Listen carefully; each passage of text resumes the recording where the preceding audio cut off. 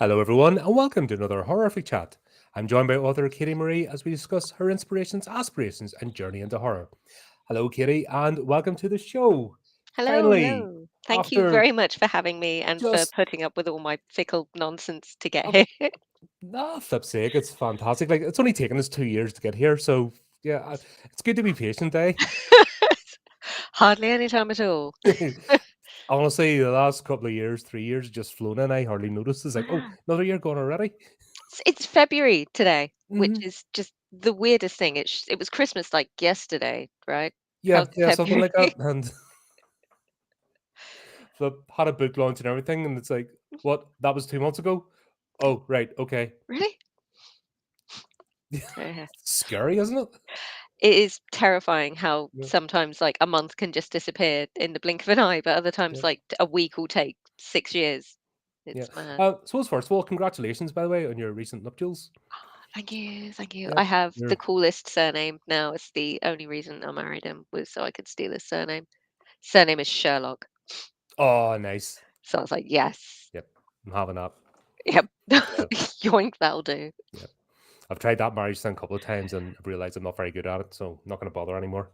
Oh, hopefully I'll be all right. She Yeah, says we have to be fair. We've been together for like 12 years, and we did decide like finally it's probably time we should like sign the paperwork and is make this it a bit of a official. pattern? We take like a long run up for things, I think and then it is. I think finally, it's finally commit and get things done. a personality flaw of mine.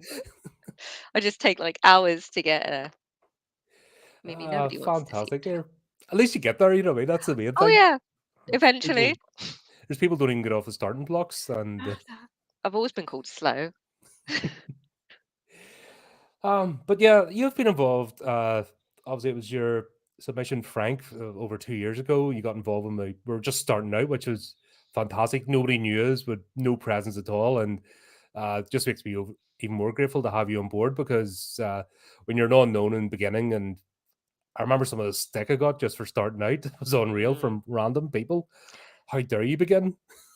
How dare you try and make something?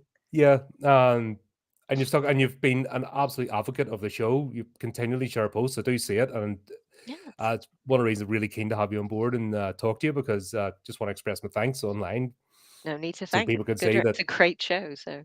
No, I do really appreciate it because it, it's amazing just how somebody sharing your work and you can see Mm, it and you can see that somebody appreciates you and the like and the comment here and stuff and getting involved is just because sometimes doing this, and I'm sure it's the same being an author, you do hit the wall at times as a mm. creator.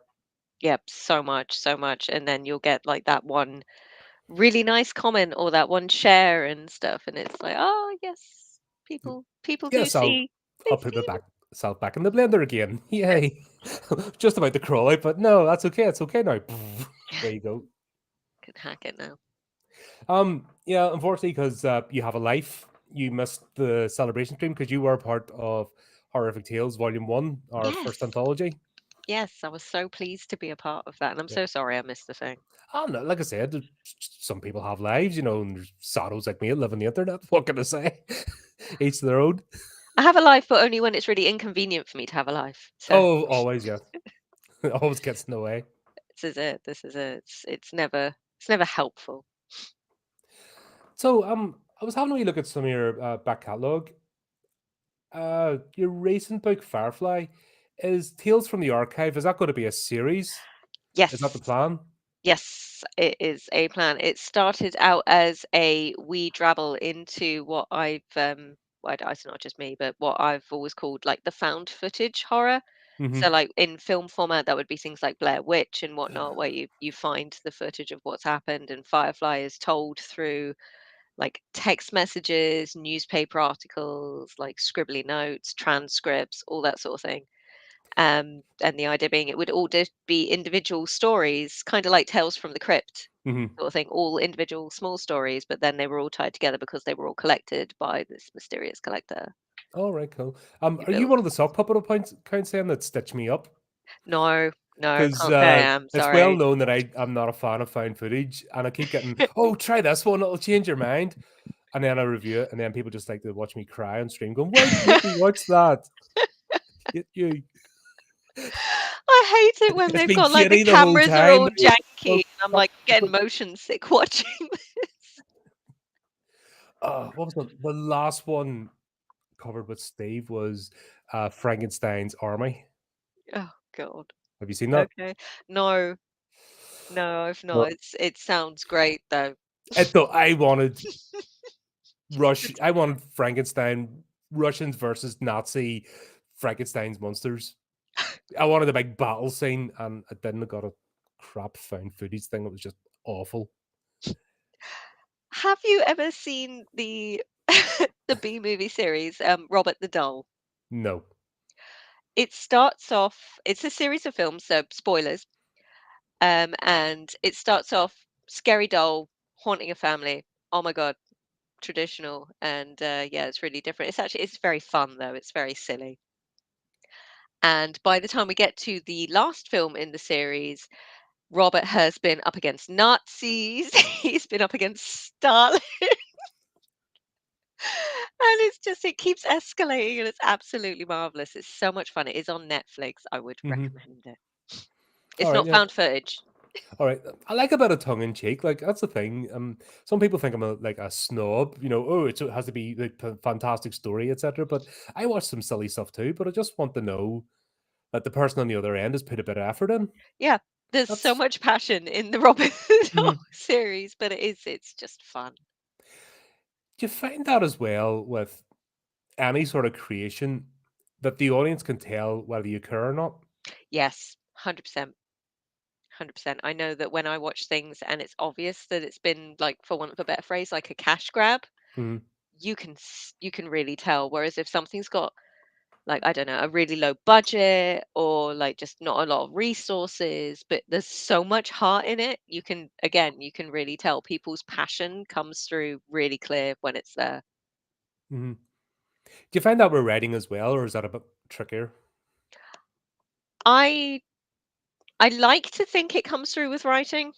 I think there is obviously, like with all things, there's an element of skill involved, there's practice, but even when somebody's less experienced, less practiced, if like their heart is in the story, I do think that you can tell and it does come across. It's just sometimes like some of the technical stuff might not be there. Mhm. But then obviously as you get more experience, you get more technical, if you are just writing something for the sake of it, or like say, I don't know, your editor's turned around and said, this thing that you've never written before or shown any interest in writing, I think you should do a series about that, and you're doing it just because you've been told to do it, then yeah, I Mhm. think it can definitely come across. Because we see a lot of bandwagon jumping. What was it? The Mm, reverse harem thing was a thing for a while. Erotica fiction, extreme horror. That was a thing for a yeah. bit. And before you even pick up the book, it's going to be awful. It's just people jumping on the bandwagon Yes. and they're copy and pasting from everything else, going through the tropes, ticking the boxes of, oh, we need to have this sort of scene in, we need that, right? I've written the story, and there's nothing. You read one, you've read them all because there's no difference. Yes, yeah, there's no depth there, there's no reason. They're literally just hitting, as you say, hitting the beats. Like there's Hmm. almost like a tick box exercise. We've got to go here, here, here, and here. How we get there, dumber. We just need to have these scenes in it and these like plot points, but there's no like logical reason why these things would be happening. And yeah, it definitely makes for either quite frustrating watching or reading, or boring, which is probably worse. Yeah, apathy is the worst thing. You can get emotionally involved with something. You can either really like it, really hate it, but at least it's emotionally engaged you. But Mm, when you're just like, yeah. and you've forgotten the thing before you've even like you read a Yeah. chapter, you've already forgotten the last chapter, and you've no interest of going forward. You're like, oh, you're that's the worst. You feel like you've had your time stolen from you. Yes, yeah. So I've always said that voice matters a lot in, especially in writing, when it comes to things like that. For example, I read an entire book on gardening, Mhm. and I'm not massively into my nonfiction. I much prefer my fiction. I much prefer my horror fiction, shock horror. Um, I know, I'm Imagine. really shocked. Imagine that. But I actually sat there and I read an entire book all about gardening, about the history of gardening, where it came from, where this person thinks it's going, all because the writer had such a compelling voice. They made me interested. Mhm. Whereas like, you could tell basically that she had so much passion for what she was talking about, whereas, like, again, when that's missing, like, the compelling voice, the passion. I've picked up books about, like, horror cinema, for example, Mhm. and I couldn't connect with the voice of the writer, and I got maybe about half a chapter into it, and I was like, "I'm gonna put this down, I might try again later," but for now, it has to go in I the think did when you not put it finish. down, that's the first death knell, isn't it? Yeah, You've just like, "Okay, I'm putting it down and coming back to it." Yeah, I'm probably not yeah, gonna come back to that. this is it. It's on the bookshelf, it's in the never-ending, like, to be read pile, to be finished Yeah. pile. That's actually I cancelled, I had a book club subscription, and the amount of absolute guff that was coming through, and I couldn't read it. I'm just Yeah, bland and back to "Oh, here's the popular story beat of this month." I've jumped in and put it in there, and there's just no like, there's some anthologies, and it may as well just be done by the same person because there's no each writer doesn't have their own voice. They're just mm. you read one story and it's the same all throughout, and I'm just like, "Ah." Yes, yeah. I find that quite frustrating with anthologies sometimes. Like I'll pick up an anthology because there's one or two writers I like in there, and I'm like, oh, if they're in there, then these other writers I might like too. And hopefully it will like open up a whole new world of other writers that I can go and read and add to the massive to be read pile. Yeah, And brilliant. then there's like, I don't know, there's like a couple of really strong voices in there that are really great. And then there's some that are just like I'm sitting there and I'm like, how did you get in here? Who let you in? Where's your passion? Come on. Yeah, especially you're not gonna set the world on fire Mm, as an independent creator, author, filmmaker, it's a rare thing. It's a lot of luck. So to do this, you have to want to do it. yeah. Y- Yeah, you've got to be ready to sit there for a long time getting nothing back. And to keep that level of enthusiasm, you need to be passionate about things. Yeah. Do you think that's one of the is there an expectation now because it's so easy, in terms of actually getting your work out there now, it's been easier in the last 10 years than ever. Like even when KDB first started, it was horrendous to work with. But it's now so easy. The editing tools, everything is really, really simplified. Is there an expectation now of, yeah, that's it. It's out there. I'm going to make it. Mm. And that's it. And then when it doesn't, people just crash and burn. Or I think there's a funny attitude at the moment with indie creators. And I can't put my finger on what's happening, especially new ones. Yeah, I've definitely noticed. I've basically left Reddit now I wouldn't because bother with that. I was gonna say I struggled so much like with the indie writers on Reddit and stuff and people going on there and being like, "Yep, yep, here's my fantastic piece of work that I've done. I've put it out there and that's it. Now I'm famous." And I'm like, just side eye a little bit. Yeah. I'm like, "That's great. Did you do anything? Did you get it edited? Did you care about the story you were writing? Did you basically just like churn out something that you think is what everyone's going to read at the moment because it's like the popular films that are coming out at the moment are all about X and you've written your story about X as well and that you think that's enough." And it's again, I keep using this word. I feel very repetitive today, but there's no heart in it. There's no No. passion. And yeah, that's something, like I said, I've noticed. I left a lot of writing groups on Facebook and so forth, various channels, because I was really starting to despair. Mm, And especially the people that join them and aren't actually writers, never produce the thing, no intention of doing so, but they will comment in every thread mm. and will pick people apart and blah blah blah. And they're the more aggressive ones, which is very strange. It's something that my husband actually says, and that it's if you're a painter, somebody is eventually going to ask, "Can I see something you've painted?"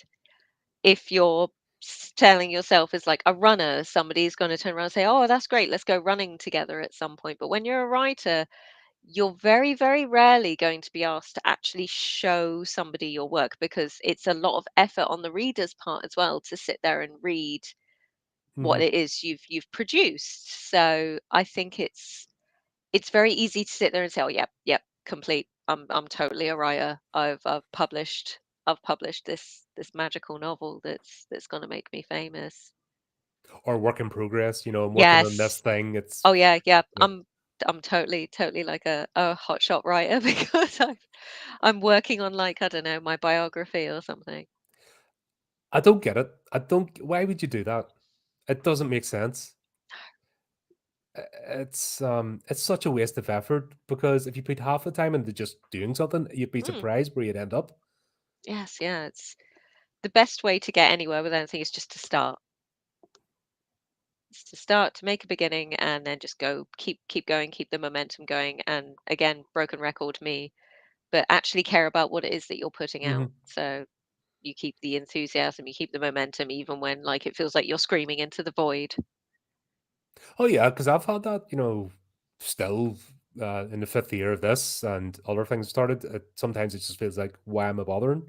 Mm, And then you realize if you take a couple of days off, you start getting that itch again. You're like, no, no, no, I need to be doing something. I can't just veg out in front of the TV and just consume and sit there staring into space. I start getting agitated. I have to be at something. yes, yeah. So that's when you find out, yeah, actually, this is what I'm meant to do, and you just let everything else sort of come afterwards. Mm, I think I think now people worry too much about that, the end product, as in or the end goal. yes, yeah. The focus on is on where I want to be, where I want to finish. Whereas, That's like a really good way to think of it is, I hate this phrase, so please don't shoot me, but like it's the journey that matters, and I hate it. I hate the fact that we call everything a journey these days, what it but is, because you it never is reach though. the top. And if you look at people, like everything's pyramidal, you have that top 0.01%, and even they get self-conscious about, Oh yeah. you look at top authors sell millions of copies. Look at top restaurateurs. Look at Mm, anything where there's a hierarchy and people at the very top. They are jostling between each other just to briefly be at the very pin head of the thinnest wedge, and it's just part of human nature. I love the Uh, fact as well that you can be, at least to everybody else, really successful and really great, but you still get imposter syndrome. The amount of people who I've thought, oh God, yeah, they must know how great they are and stuff. And then you'll like read an interview with them or something, and mhm. they'll be like in a room full of like other like people who are of the same level as themselves, and they'll be sitting there thinking like, well, what am I doing here? I must have snuck in. They must not have noticed that I'm here. Do you not think you need that though? I think so. It's that the balancing factor because Mm. we have seen uh so many people, like we said, have never done a thing, but they act as if they own the world. And I know there's a bit of fake it until you make it. That's a thing. But there's people with absolutely no talent. And look at Hollywood, for example, and they're there and they think they deserve to be there. And you look at them and go, no. Yeah, they both Twitch and YouTube waking up. Nice to see us. Oh, hello. But yeah, I can't remember who said it. I'm sure it was probably like a really famous philosopher that I'm forgetting the name of now because I'm so smart. Um, but they said like the more you know, the stupider you feel because the more you know, the more you realize that you don't know. So the Hmm. less you know, the cleverer you feel. So I think it's insert like proper articulate sentence to relate those things together. Yeah, no, I think even in my journey, every day it's like, I don't know how to do that. Why don't I know how to do that? I should know how to do that by now. I'm useless, And then someone will ask me something, and I'll go blah blah blah. You know everything. I'm like, no, I don't. God no. It's all relative, and I'll never ever pan anybody for not knowing something No. because you can always learn, and also not everything is for everybody. People have particular skills, and Mm. maybe some people don't know their skill set until they try. Yes, yeah. I'm 100% with you there. At the moment, my day job, I work for the NHS in business intelligence. Hmm. So I'm a big data nerd. Do a lot of things with spreadsheets, with Power BI, things like that. And my old boss, still in the NHS, I just moved teams. She's terrified of data, terrified of spreadsheets. She gets really, really freaked out by them. And whenever I'm able to provide like data and whatnot to back up a point she's trying to make, and I'm like, cool, great, here you go. Here's all your evidence. Hmm. Here's like the solution to the problem you have. she's gobsmacked by the things I can like produce in spreadsheets as quickly as I can. Hmm. But then she can also like she's a nurse, or she used to be. Well, she is a nurse. She's a registered nurse. Um, but she can go out and do catheters like that. I couldn't do that at all. So there's like so many. There's such a wide range of skills, and just Hmm. because, for example, you can build spreadsheets, doesn't make you smarter or less smart than somebody whose skill set is much more practical and patient focused. So I'm an old school different skills. Access nerd, and I had to learn spreadsheets because I was like, "Why are you using spreadsheets? Just build a query. What's this building using spreadsheets for everything?" And then as I progressed later, I had to learn about spreadsheets. Like, this is so long. This is just say an extract. What? Why? Why are you making this hard for yourselves? See, now I've gone out the other end. Like Yeah. everybody's all spreadsheets and stuff, and now I'm like, you can just do this in Power BI in about 5 seconds, Mhm. right? That's like the hybrid, isn't it? It's a hybrid between because people are terrified of Microsoft Access, but also spreadsheets are so wonky, especially once it go over like 10,000 records and start getting wibbly and stuff. And They can get uh, massive. hmm? They can get massive. Oh yeah, yeah, and but Power BI was brought in. I've only played with it a bit, but it's like the hybrid between Access and Yeah. Excel, and obviously the data scrapers are great. Love those. So much more accessible. It's really great when you're like an end user and you've just got to click buttons to do filters and stuff, and then Mhm. magically your data does all this stuff. It's like, yeah, look at Yeah, because I used to have the I'll sad how I used the Google plugin, and I used to do guest on other podcasts. I used to be that pull the information for stuff and that. have a talk, and that was hours of work on individually. And I'm like, why hadn't they invented this shit? Because that's all learned, nice little graph, and I'm terrible at making graphs look pretty. Ah, see, this is I am boring. I'm just like, right, there it is. That's what you need to know. Let's jazz it up a bit. It's like, I don't want to look at that's yeah. Show me a whole list of data points that, and I can look at the patterns and get happy there. But it's a graph. What do you want? Look at circles and it's got slices. What do you mean you want 3D? What do you mean you want the little frills and stuff around it? Go away. Leave me alone. yeah. See, give me a good SCP chart, and I'm there. I keep referring to myself as a data Sherpa because I'm the person who you give me the spreadsheet with all of the information in, and I make it accessible to people who say spreadsheets, no, run away, hide. Yeah, And I'm like, that's yeah, I can make it not scary. sorry, That's folks. my job. We're now changing the title of the Yeah, park. This see, is there you go. welcome to Excel for Nerds. This is now going to be a 5 hour show. Only So five if you're hours? coming here Gosh. asking about horror, forget it. Like we'll get back to Unless you're scared of spreadsheets, then yeah. you. There people are. That is a horror Oh story. yeah, Just the people I've seen them that absolutely fall to pieces. this is it. This is it. You go like, But here, have some data. No. it's like I struggle when people ask me to be nice to people. I'm like, oh, what? I don't have to do that. It's like I don't have the social skills for that. Go on, shoot. Have a spreadsheet. We don't go on tangents in this show. What are you talking about? This is all super serious. This is question number 3 of 10, and we will be really stringent.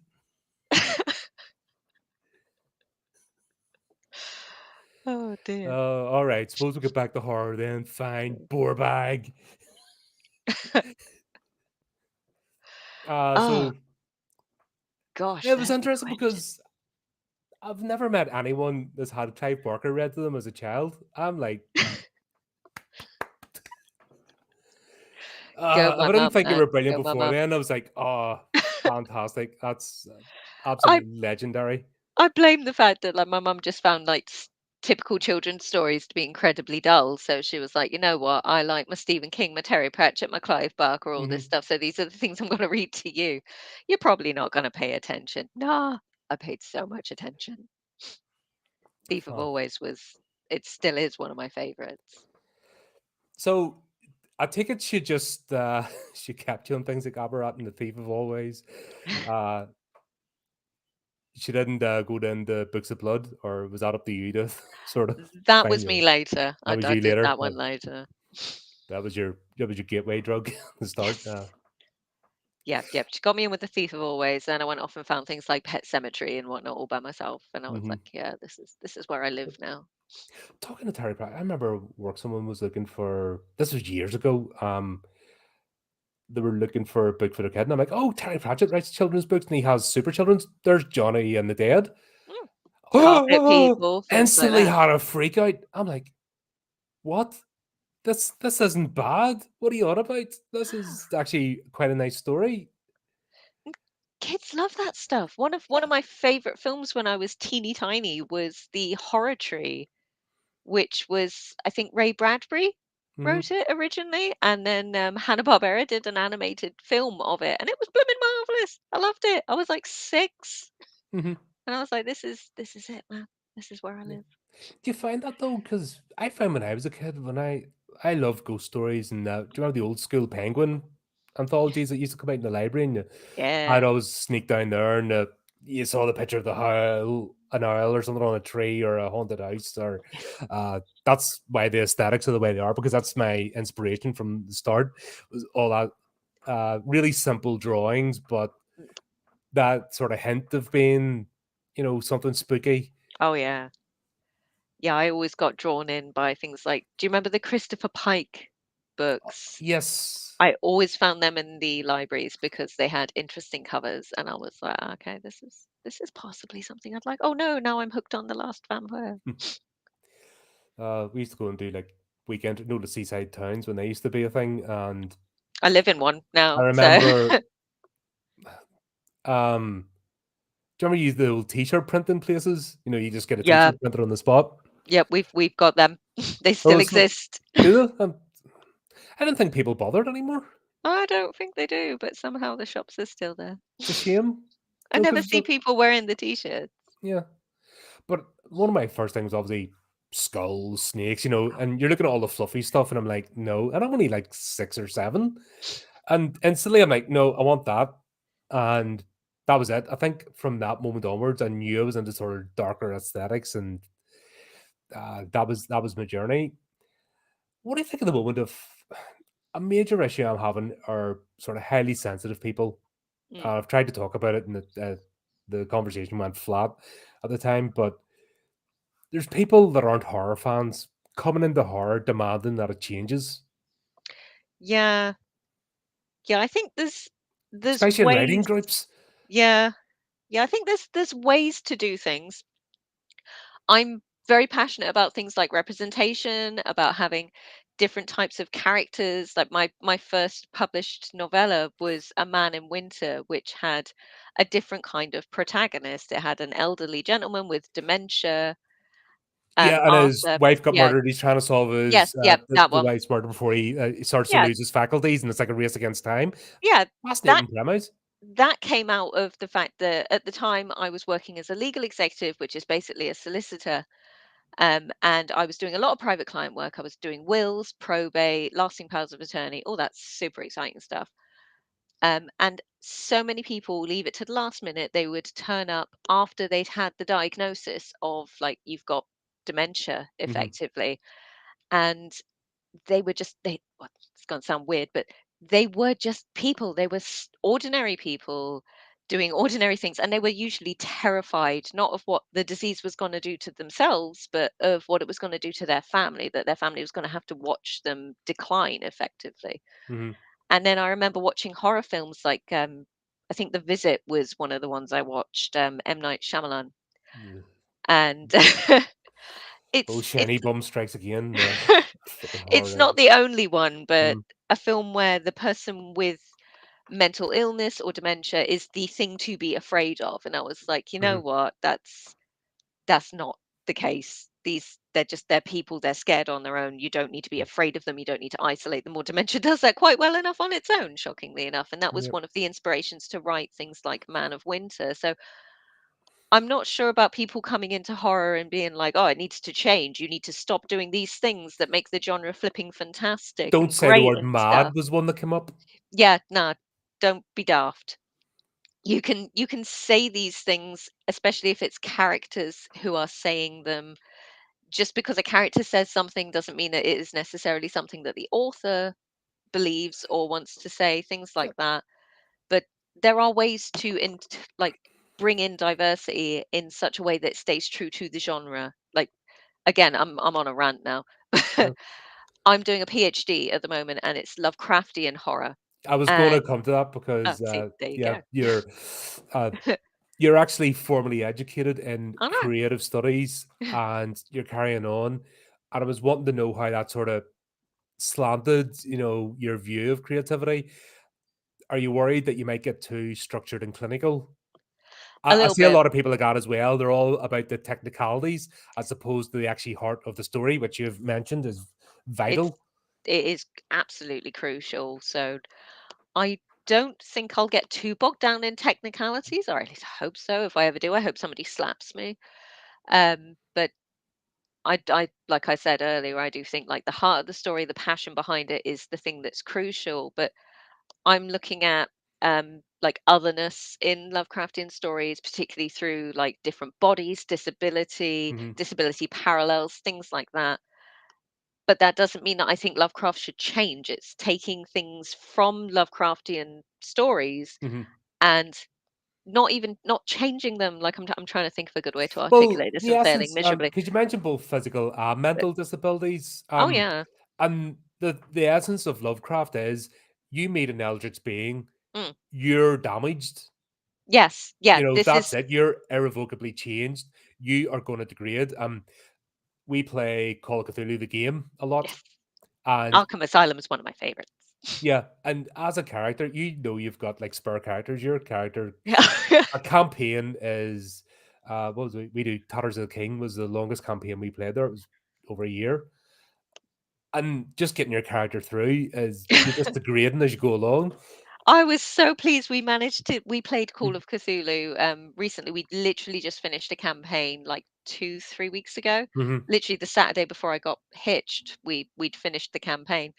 And I had done so well. My character had got through the whole thing. And then we had this final confrontation. We were fighting the cult who were trying to bring eldritch horrors through to the world.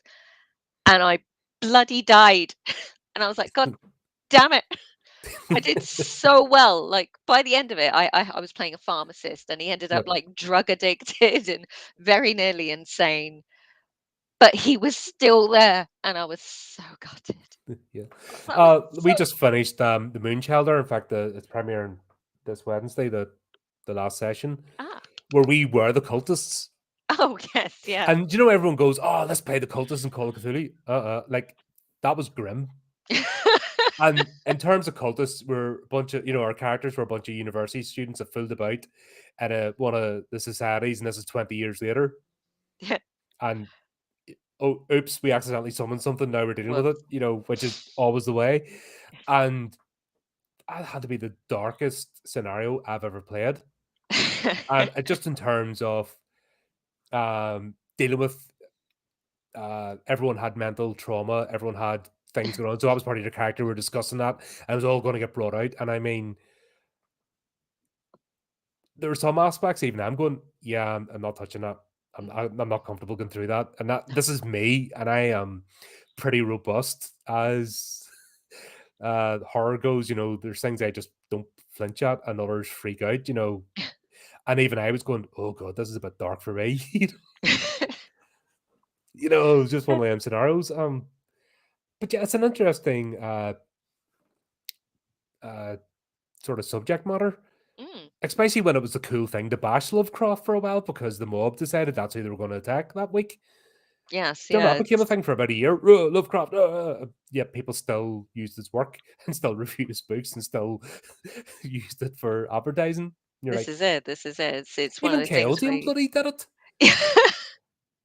You're like, you cheeky bastards. You're happy enough to use his work as the basis for your own and make money, but you're going to slag them on? Like, Mm. get a grip. That annoys me. That's hypocrisy. And I have no time for that. No, I'm not there for the hypocrisy, man. I'm there like, you can acknowledge people are flawed, people are nuanced, there's different times, different expectations. I do not think it's fair to hold people from the past to today's expectations. I think that's Rather silly. it's yeah, yeah, basically in a nutshell. I think we can acknowledge, yep, this was a heavily flawed person with a lot of problems, but we can separate art from the artist in some situations, and I think this is definitely one of them. But also, Um, like, just be aware of where he was, and like, people are like, just this again, personal mm, rant time. people will That's quite what we're happily here for, bash. you know. There we go. People will quite happily bash Lovecraft because his views were they were abhorrent. Like nobody's denying that. But it was so common in the time. Like look at things like the island of Dr. Moreau Hmm. is one of the ones that I compare him to. And I was like, because part of like the thesis is like, yes, was Lovecraft's views, did they influence his fiction? Shock horror? Yes, shockingly enough, they did. It's not subtle. But his views were actually in line with a lot of other authors who were writing at the time who don't get bashed anywhere near as heavily as he does. And Hmm. it's like, well, why do we focus on the horror writer It's always the case. then? It's pick on the nerd. We had the same during the Satanic Panic, and Yes. now we've had Oh it for my good 10 years lord. with the other side, and they're both the same idiots. I love the And fact that people had like the satanic panic about Dungeons and Dragons, and it's like, have you played Dungeons and Dragons?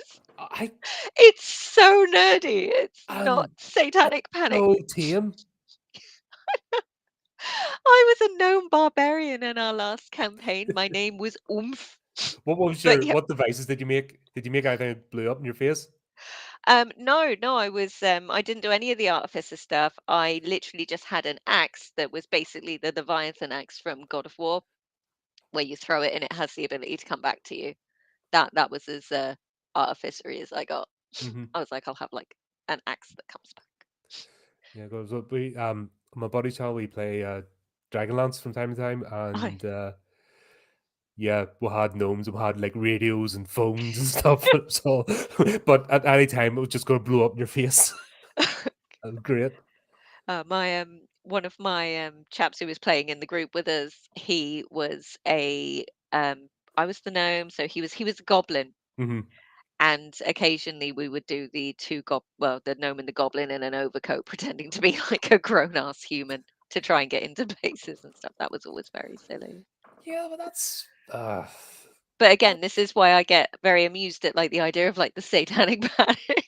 And I'm yeah. like, you need to play the game before you make these kind of judgments, But please. then you get the other side of the coin now, where people are saying it's blah blah blah blah blah, and they've removed orcs from the monsters manual. And you're like, why, Hmm. you fools? And it's just the same thing, just wearing a different face. It's just there's. Yeah, I was going to say my next Baldur's Gate 3 character is going to be an orc. I've not been Mhm. an orc yet. My husband was an orc in our last playthrough together, and he was a cleric, so he called Yep, himself Reverend Bone Smash, and that always tickled me. excellent. I can't because I've played orcs in 40K, and once you encounter them, the power of the Wa, that's it. You just no other orcs It just compare. ruins it for you. Yeah, just you're not a proper orc. No. You haven't painted it red, so it goes faster. Go away. See, our next tabletop game is going to be Vampire. We're going to play the That's Masquerade. where I started out. I That, played it when I was a teenager in college, and this is going to be the first time I've played it in absolutely ages. And I built my character yesterday. His name is Gideon, mhm. and he's a Tremere, and he is a gigantic nerd who has accidentally become a wizard. So Fantastic. We're playing on Evil I Play at the moment. We're playing Vampire, but we're doing it in What We Do in the Shadows I style. love that show so much. And we're all flatmates, and we're all so it's basically somebody's killing. There's a serial killer going about, and they're saying it was vampires. So we're like the pervert to protect the masquerade. Well, if we get him to say that it wasn't vampires, it'll be fine. And Obviously. then her storyteller's like, no, you have to actually stop the killing. So, no, but if he just says it's not vampires, it's all right. And by the way, it was my turn to do this, and the road, go back to the the Jor Rhoda stuff. And, just perfect for our group, just being absolutely mad about things. I was so pleased that like the last series came out and that they ended it. I quite liked the ending. I know some people weren't that keen, but We're still cool. No worries. No worries. No still spoilers. covering season two. I've stopped. I got as far as halfway through season two, and then I'm covering it with Dale every other Thursday. We're purposely not binging. Cool. No We're doing worries. three No episodes at a worries. time, and we're not binging. And I will not go further for it. I've been avoiding news and all sorts. I know Well done. we've got already got spoiled. Guillermo's a vampire now, and I'm like, okay, right, that's it. No more, no more. Don't want to know.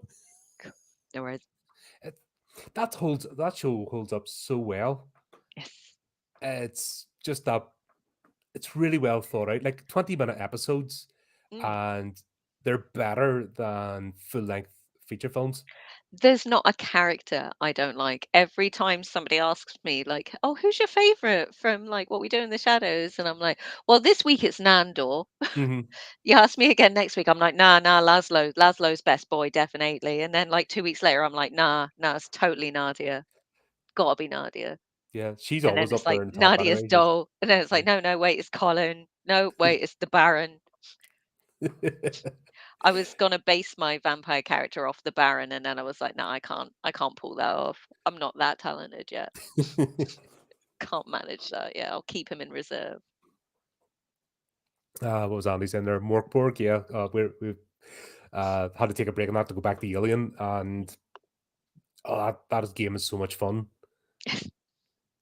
Basically, it's pure nihilism. Like 7 days, the world ends, and you're just trying to figure out how you're there and what you have to do, and you can Oh, just go off on all sorts of tangents.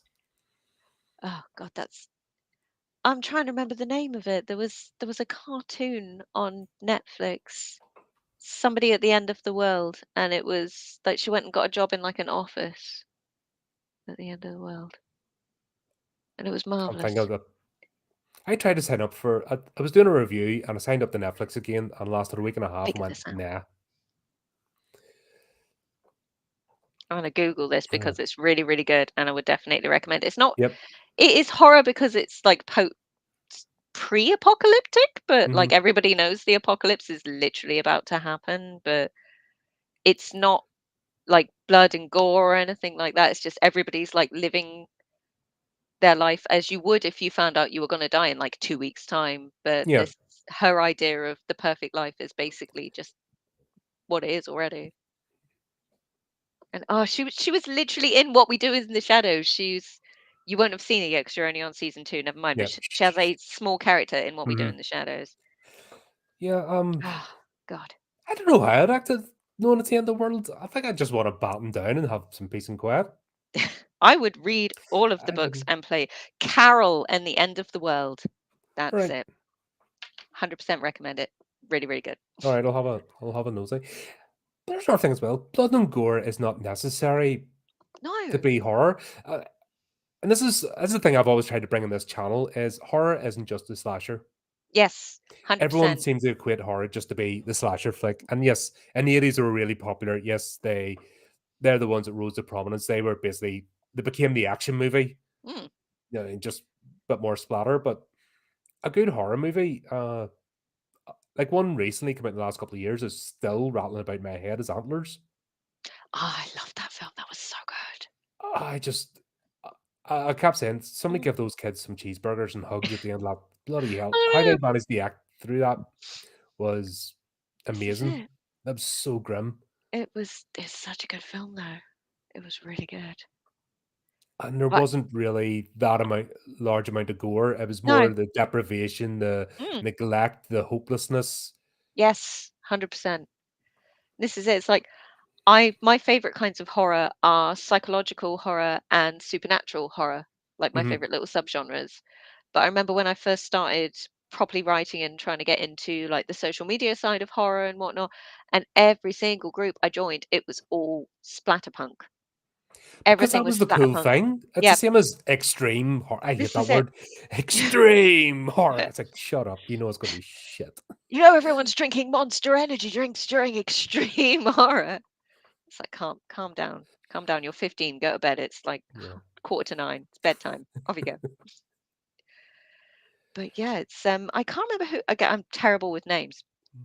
But I was recently watching something, and somebody turned around and said that was it. I was watching a YouTube channel talking about God of War, and he was comparing the old God of War games to the newer God of War Hmm. games, the Norse mythology versus the Greek mythology.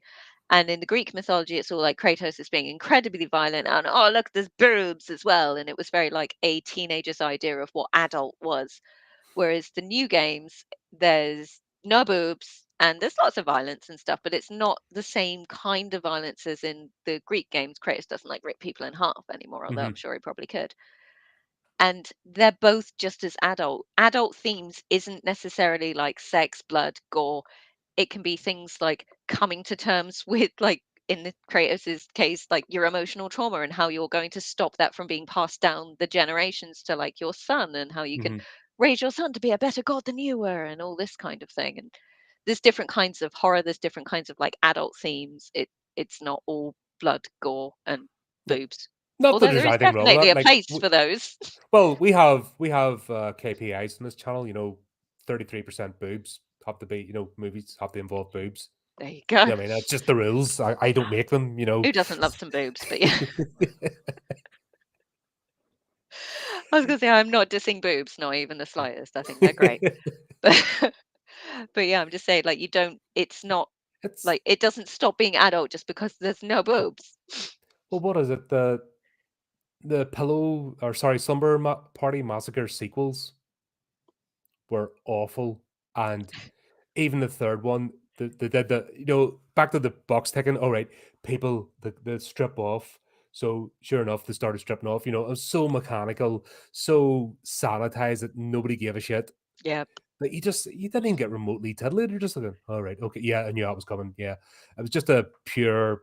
We got to make this sequel because use the name, blah blah blah, and like you felt nothing. Apathy. That was the worst thing of just Yeah. Like, yawn. constantly repeating myself during this stream, but it's like there's no Mhm. passion, there's no heart, there's no like plot reason for these things to be there, and you can tell like people are just literally going through the motions. Yeah, and that's horrible. Mm. It's That's boring. yeah.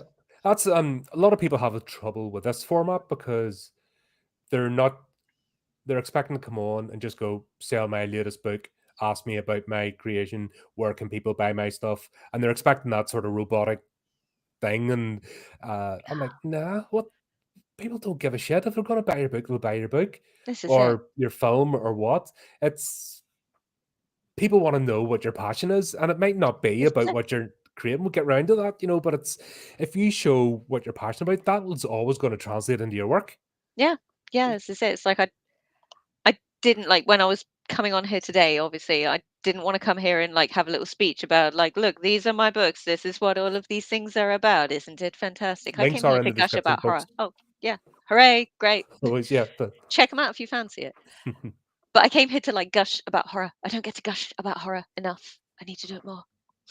Yeah, It's that's the basically thing. You all I have to do on my enjoy website. the genre, but Every that's now and again, I'll talk about like, oh yeah, by the way, I signed this thing with like my agent. Isn't yeah. that Facebook's really fantastic? weird. But Like, there's mostly, also of your articles I try and click on, and it just won't open. I think I've ah, messaged you a couple of times over the time, going, yeah, it's excuse my language, but fucking internet, man. yeah, It's an absolute mess. But yeah, they're all there. They're all on the blooming website. I think the yeah. links just decide to break on Facebook sometimes. Facebook is horrendous. It's really fun. We had a panel discussion, censorship in horror. Mm, We just talked about the minute you put the horror tag on anything, that's it. You may as well not exist. yeah, there's a reason why I write under like my first name Hmm. and not my full name or my first name and my surname or like an initial and my surname. It's I like to keep those parts of my work separate just because the minute you get tagged with horror, everyone's like, oh no, you must write like horrible splatterpunk and Yeah, now you're not going to have a job anymore. So I yeah. was like, great, cool, thanks. It's very very strange, and yet the people who are the nice people are the first to stab you in the back, given an opportunity. Eat your own, man. Eat your own. Yeah, and that's one thing. No. Like I might complain about horror writing groups, but they're nothing compared to other genres or generic Mm, writing groups that have non-horror writers. Like yeah. any complaints you have about the horror creators, multiply that by 20, every other genre. Yeah. Horror's actually pretty chill. Yeah. Even when I'm doing the news articles and all, there isn't anywhere near the same drama Mm, with only the only drama has ever really been Scream, which is fake horror. I'm not a yeah, fan. there you go. But that's the only time there's ever any drama with the cast, the crew, Mm, anything else. Because I think people come into horror originally you have to have a passion because you know that it's going to be low budget. You're not going to make a fortune. It's a glutted market because there's absolutely tons of creators. It's also one of the most vibrant genres because of there's so many subgenres and ways you can go, and there's so many creators that it can be quite overwhelming actually to try Oh and get god, into. yeah. It's mental, but this is like again, little rant leads me on to like one of my major pet peeves is when you go into Waterstones and you go and you see like there's lots of people in there, the bookstore's very popular, everyone goes in, it's fantastic. Where's the biggest crowd? It's fantasy and horror. Where's the smallest section in the store? It's fantasy and horror. Mhm. It's like, why? Why can you not see? Why do you not want to make more money? Have a bigger horror section, please. It's I like normally have to shove people out of the way. I have to put like pointy things on my elbows and like elbow old ladies out of the way. And I'm like, get away from my horror. I need these running off to the counter. well, I remember I'm a bit slightly more advanced in years than your good self. I remember back at the old video stores and the My horror mum used to be section a was manager for one. that was honestly that would be my dream job. She loved it. She really did. She had a whale of a time. We used to get time codes. They were great. That was Mhm. like when films had been released at the cinema and then they stopped being shown at the cinema, but they hadn't been released on VHS yet. Yeah. So they went to the video stores as like time codes. So you got like an early, not released yet copy to see if you wanted to stock it in your video store. So yeah, we got a lot of time codes. I was Oh man, I'm so jealous. I used to But the have horror film section was always at the parties. back. It was behind curtains. Yeah, and it It was was always always across from the really door, which is small. funny. I'm like, come on. We always had the best posters because they always put the horror posters up in the video store because they were the best posters. This is it. I mean, you can't really see behind me particularly, but I've got like a bunch of old movie posters and stuff up behind me because we always have the best posters. Yeah. That's I'm worried with some of the studios now. Like a lot of their movie posters are so generic. Mm. I think they're trying to sort of come back to the 80s vibe a bit because they realize that stuff sells and I wish we'd do it more on book covers. 80s horror book covers were yeah, legit. that good good call, Michael. That got me. We got stitched up because that movie had the right cover, had the right tagline, and it was terrible. And that was a movie nobody gave a toss. They were just doing it for the sake of doing it. Nope. Um, Watch Nope. It's great. I love that film. not a Jordan Peele fan. Ah, bummer. He's he's going to be joining Ridley soon when I get another voodoo doll Oh no. of my. I'm going to have a set of gallows. That's my plan. Is to have a set of gallows with my shit Gosh. directors. Jordan Oh, Peele, David Gordon Green, they're on there. Shiny okay. Bum is definitely going on there. I quite like the Nosferatu one. That was quite a good That's Robert film. Eggers. Yeah. Yeah, Yeah. he's not on my shit list. That's fine then. He's I was just thinking of like horror films I'd seen no, recently no. that I thought were Oh, really good, and I thought I yeah. quite enjoyed Oh, sorry. I thought you were talking Nosferatu. about shit directors. I thought we were going to start fighting Oh there. It's like, no, sorry, how it's dare fine. you sully the name of my hero? No, I thought Nosferatu was great. We went to the cinema to see that one, and Mhm. we were actually going to the cinema tomorrow to see Presents, so maybe that'll be good. I don't know yet. Haven't seen it. All right. Companion looks interesting. Craigers, who made Barbarian, is going to be doing the reboot of Resident Evil, Ah, okay. which I don't know if Resident Evil needs another reboot. It's I would there's a like to see lot. Dino Crisis or something get done. I want there to be a Legacy of Kain film. Hmm. That's a that's a But favorite of mine. I love Legacy of Kain. someone like Craigers, like Barbarian was great. That was such a misdirect. That was a recent one that came out. And the trailer was nothing to do with the movie. Like you were Mm. completely led down the wrong path, and it was fantastic. Oh, God, I love it when they do that. I hate it when you see a trailer and they basically show you the whole film, and it's like, well, I don't need to go and see it now. Yeah, it's But then when you see a trailer and you go and see the film, and it's like, yeah, that's now I'm surprised. hang on, better go back over the chat here in case people think I'm leaving them out. Sorry, getting me as uh shut up as a trig. nah, that's people are used to it. Just like I said before we started, it's hit and miss. It's either everybody comes on or nobody comes on. Um biggest threat to the horror industry. Hmm, Oh gosh, trying to think what I can say that's not going to get me shot. go for it. Obviously, AI is dangerous. I think, as somebody with, just like to be entirely clear with everyone, I am dyslexic, I have ADHD, I have also been told I'm probably autistic, although I do not have a formal diagnosis yet. Editing AI is crucial to me. I need it, otherwise, people can't read the words that have been vomited from my brain. It makes them legible for other people. Generative AI, however, less so, shall we say, Hmm. to be like low key with everything. Um, I think self-publishing and things have been absolutely marvelous. They have made things like this so much more accessible, and we've had some fantastic writers as a result. We've also had a lot of wank, to put it very Yep. politely. Yeah, I think Dell's right. Hollywood can be very dangerous to horror. Oh I god, it's just love me some like small independent horror is the stuff with the passion, it's the stuff with the heart, and it's the stuff that speaks to me the most of the time. there's the best example of a course correction where somebody was going down the wrong path was Terrifier 3.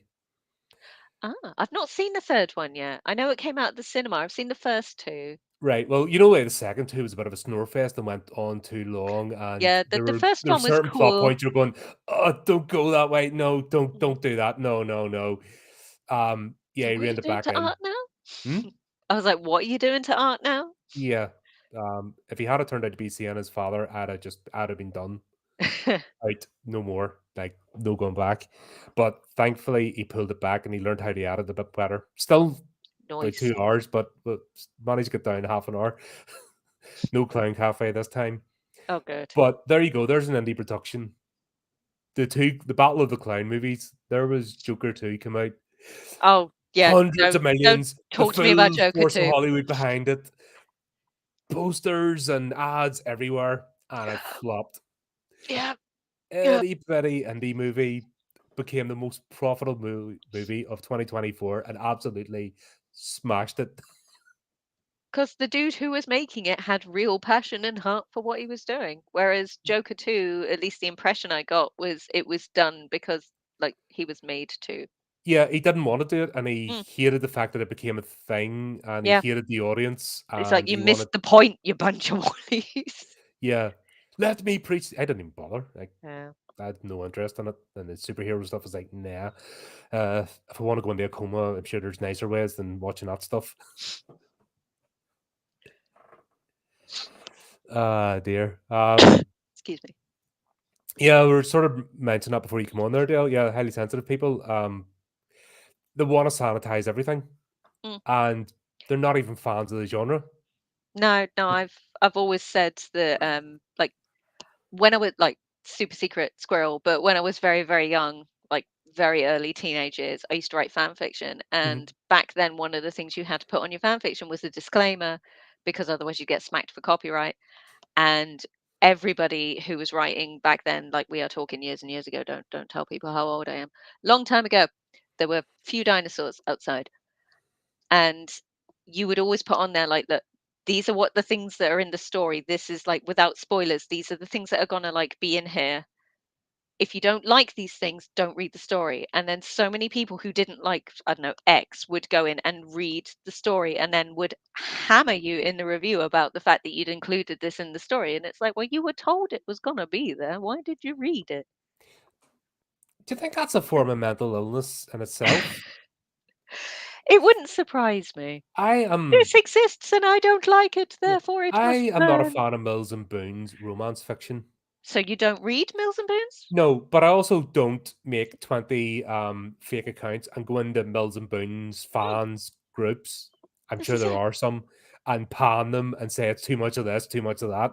Yeah, I have better things to do in my time. Like this is you have it. to be um I can't be arsed with the superhero stuff. Mm, So I'm not going to sit and troll the forums of people talking about superhero movies and go, right, I hate that. No, no, no. Like, what? I never understood that mentality. And ah, when I get it online, like, God, the first year of this podcast, I had people DMing me and stuff. I wish I'd kept them. I just blocked them immediately. But yeah, how dare you support independent authors?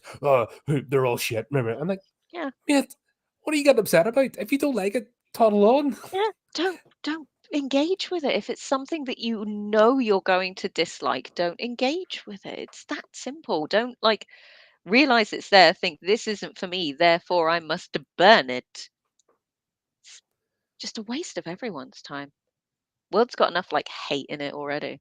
Yeah, God, and uh, if you're going to hate somebody that does something actually to you, Oh God, yeah, then you've all the definitely. reason in the world to hate them and put your full passion into hating them and get it out of your system. Go and get a voodoo doll or, grumple up a picture of them, stab it a few times, get it out of your system, write about them, write 100 horrible ways in which it can die, and But don't be yuck cool. my yum, man.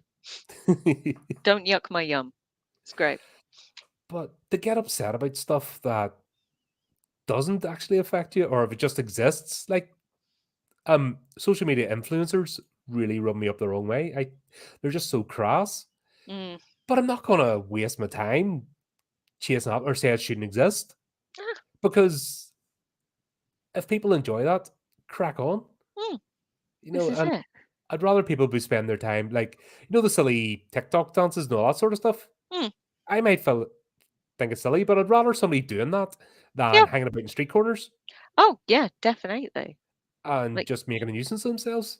yeah, go and do something productive. It doesn't like not everybody has to like it, but you're doing something productive and creative. Go nuts. But leave us alone. Yeah.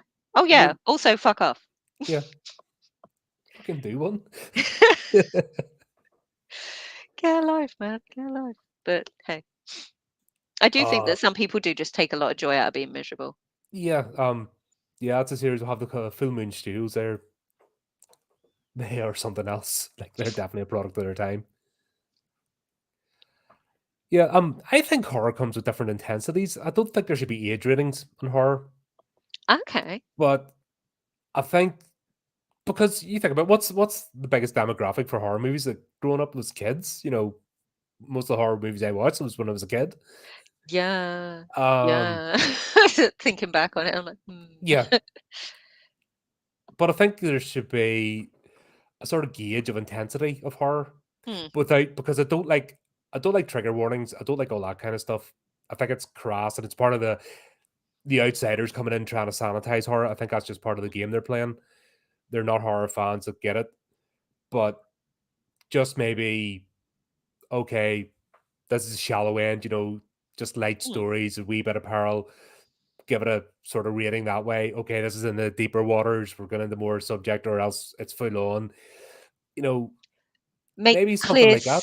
clear subgenres as well. So if you go in and like there's not just like this is horror, for example, this is horror shallow end, but you're going in looking for like a ghost story Mhm. and you've picked up something and you're like, oh, this is horror shallow end, and the title's kind of misleading, and like the book cover or the DVD cover or the Blu-ray cover is like also a bit like not really clear what it is, and then you think it's a ghost story, but you get home and it's like, oh no, it's like splatterpunk, and that's not what I'm here for, kind of thing. So But maybe that, like clear subgenres on but is there. that not down to communicating what your story is Oh yeah, in the yeah. I think first place? Like people should be doing that clearly. This yeah, is my point. without even getting into the technicalities of subgenres and does it fit Mm, here? Because that's one thing, for example, metal music does really badly. mm. Everything has to be squeezed into a subgenre box, and if you like this, you have to hate this, and meh, Oh meh. yeah, And uh, hanging about, I stopped going to metal bars. Like by the time I was 30, I was done because just hanging about with metalheads and listening to me. Well, we like this, but we like that. Me. I'm just like, oh no, go see, away. I love my metal music, but I don't really engage with the fandom very much. Yeah, and if you think movie fans or book fans are horrible, go to music fan things, and Yeah, you'll meet a special type of individual there. Like I they was gonna really say are it's unhinged. anybody in the metal group who likes baby metal, for example, will get hammered I love 'cause baby metal. I love baby I was metal. listening to Electric Callboy actually before we went Baby on metal's because great. that's my instant cheer up music right now. I gave one of my work colleagues a lift home the other day and got Mhm. into the car, and my music just came on automatically when I started the car, and it was Papaya. Papaya, And da, he's like, da, da, "Listen to da, it." And he's like, "This is a bit scary." And I papaya. was like, "It's actually they're talking about how much they like festivals and enjoy papaya." Yeah, But so many metalheads will come down on you like a ton of bricks if you're like open about really enjoying baby metal. But if you ever go to like a baby metal concert, they are rammed because so many people love baby metal. They're so much fun. yeah. No, what's wrong with having fun? Like I said, Yeah. I just listened to elevator operator come out there. Oh my god, I'm just like, and it's using old school 90s techno music, which I hated back in the 90s because it was all the chavs. listen to Yeah. techno music. So I was completely anti it. Now I'm like into it, going, this is fun. I th But I think it's this is one of the things that happens when you get a bit older as well, like, speaking for my age and whatnot, but when like, I was a teenager, I got my identity by being different to other, like, I don't know, subcultures or different yeah, identities. I was this because I wasn't that, whereas when you're older, you just enjoy what you enjoy. yeah. But I think some people don't quite get there, like, they don't grow out of that teenage mindset of, "If I I like call this, it I can't like this." I call it the generic alt person. It's a good one, I They like that. have the regulation tattoos, the regulation blue hair, the regulation septum ring, whatever it is. Mm. They all look the same. They all act the same. They all talk the same. Yet they're non-conformist, and they're the most conformist people you'll ever meet. Yeah, And I can't I be rem bothered with that. I never could. Like when I used to go to metal bars, I would pick the brightest combat bottoms I could find. Like I had a luminous yellow combat bottoms because I didn't want to just wear black jeans and black t-shirt. I was a very colourful goth when I was a Yeah, teenager. goths are terrible. Yeah, they weren't when I was one. They're you will be in this mode. They were great. Next one along. Yeah. Let's go to a hot topic. Come back out. Hot Topic Next was, one. like, after my time. Yeah. Astor was called Slippery Decks. That was much more fun. There's a place back in Belfast called Fresh Garbage. That was the goth shop. It was the only one. I just 'Cause- like, I we made like I say we made our own clothes. We didn't make our own clothes. We weren't seamstresses, but, like, we would buy things and then individualize them. I remember having a pair of, like, really long black baggy jeans because again, this, like, gives my age away a bit, but like, I cut them all over the place, safety pinned them together and stuff. Nobody else had jeans exactly like mine because they were my jeans. I made them myself. They weren't just like a hot topic. Everybody's got the same yeah, jeans and stuff. that's the flipping best way. Mm. But I just find those We sort of we looked groups, like hobos, but hey, they're it that's was fun. so yeah, that's it, and it's good to explore that sort of stuff. And Yeah. but when you don't want to do that anymore, or you want to change it up, Mm. then all of a sudden you're a sellout, you're a this and that, and Oh blah blah yeah, blah, and you're like, go away.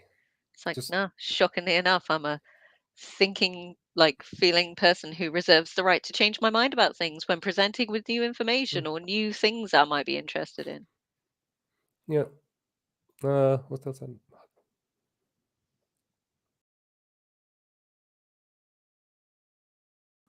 Yeah, but at the end, how many stories are taking inspiration from actual events? And I had a bit of a conception about true crime. I thought it was the type of people that wrote the serial killers. I thought that was the fan base. And that's why I always wrote it off. You're like, oh, right, it's the idiots. No, the sort of people that would maybe write the Harold Shipman or something or stupid like that. Uh, That's what I thought of the fan base. But then I got to know it a bit more and my mm, perception changed. Like, oh, right, it's not like that. It's just that. How does that happen? That's the whole thing between mm. about true crime is people are fascinated going, how does that ever happen? This like I like my true crime. I like looking at the psychology, how people become this way, how people end up that way, how like it is allowed to happen, like how Hmm. people can ignore warning signs and stuff. But I do also feel that with true crime, like the story should definitely be more focused on the victims than on the perpetrators. Yeah, I think it's really important to acknowledge you shouldn't like glorify like people like Ted Bundy and stuff like that. Like they're not heroes and shit like that. They're I not to think that's be a Damyangastani thing. mm, That's over it's there. They do that sort of nonsense yeah, because nobody like Harold Shipman, nobody's like praising his name or the West's. Like uh, everyone just looks at them in disgust. And this uh, is it. the more like the West, for example, their children, like everyone like felt bad for them. Like you grew up in that. Oh my god, Mm, Uh, I think we've just a different mindset over here. But yeah, over there they're like oh, and have fan clubs and stuff and that. And that's what I yeah, thought true crime was for years. I'm like, I'm not hanging out with them idiots. yeah. I'm like I say, I'm definitely like I try to be respectful when I talk about true crime on my website, just because like these are things that did affect real people, Mhm. and they really happened. Especially when you talk about the more modern stuff, like people who went through this are still alive today and That's whatnot. what I was So going to ask you it's there. Is there a set amount of time you should leave an event before talking about it? not before talking about it. As in, how do I put this?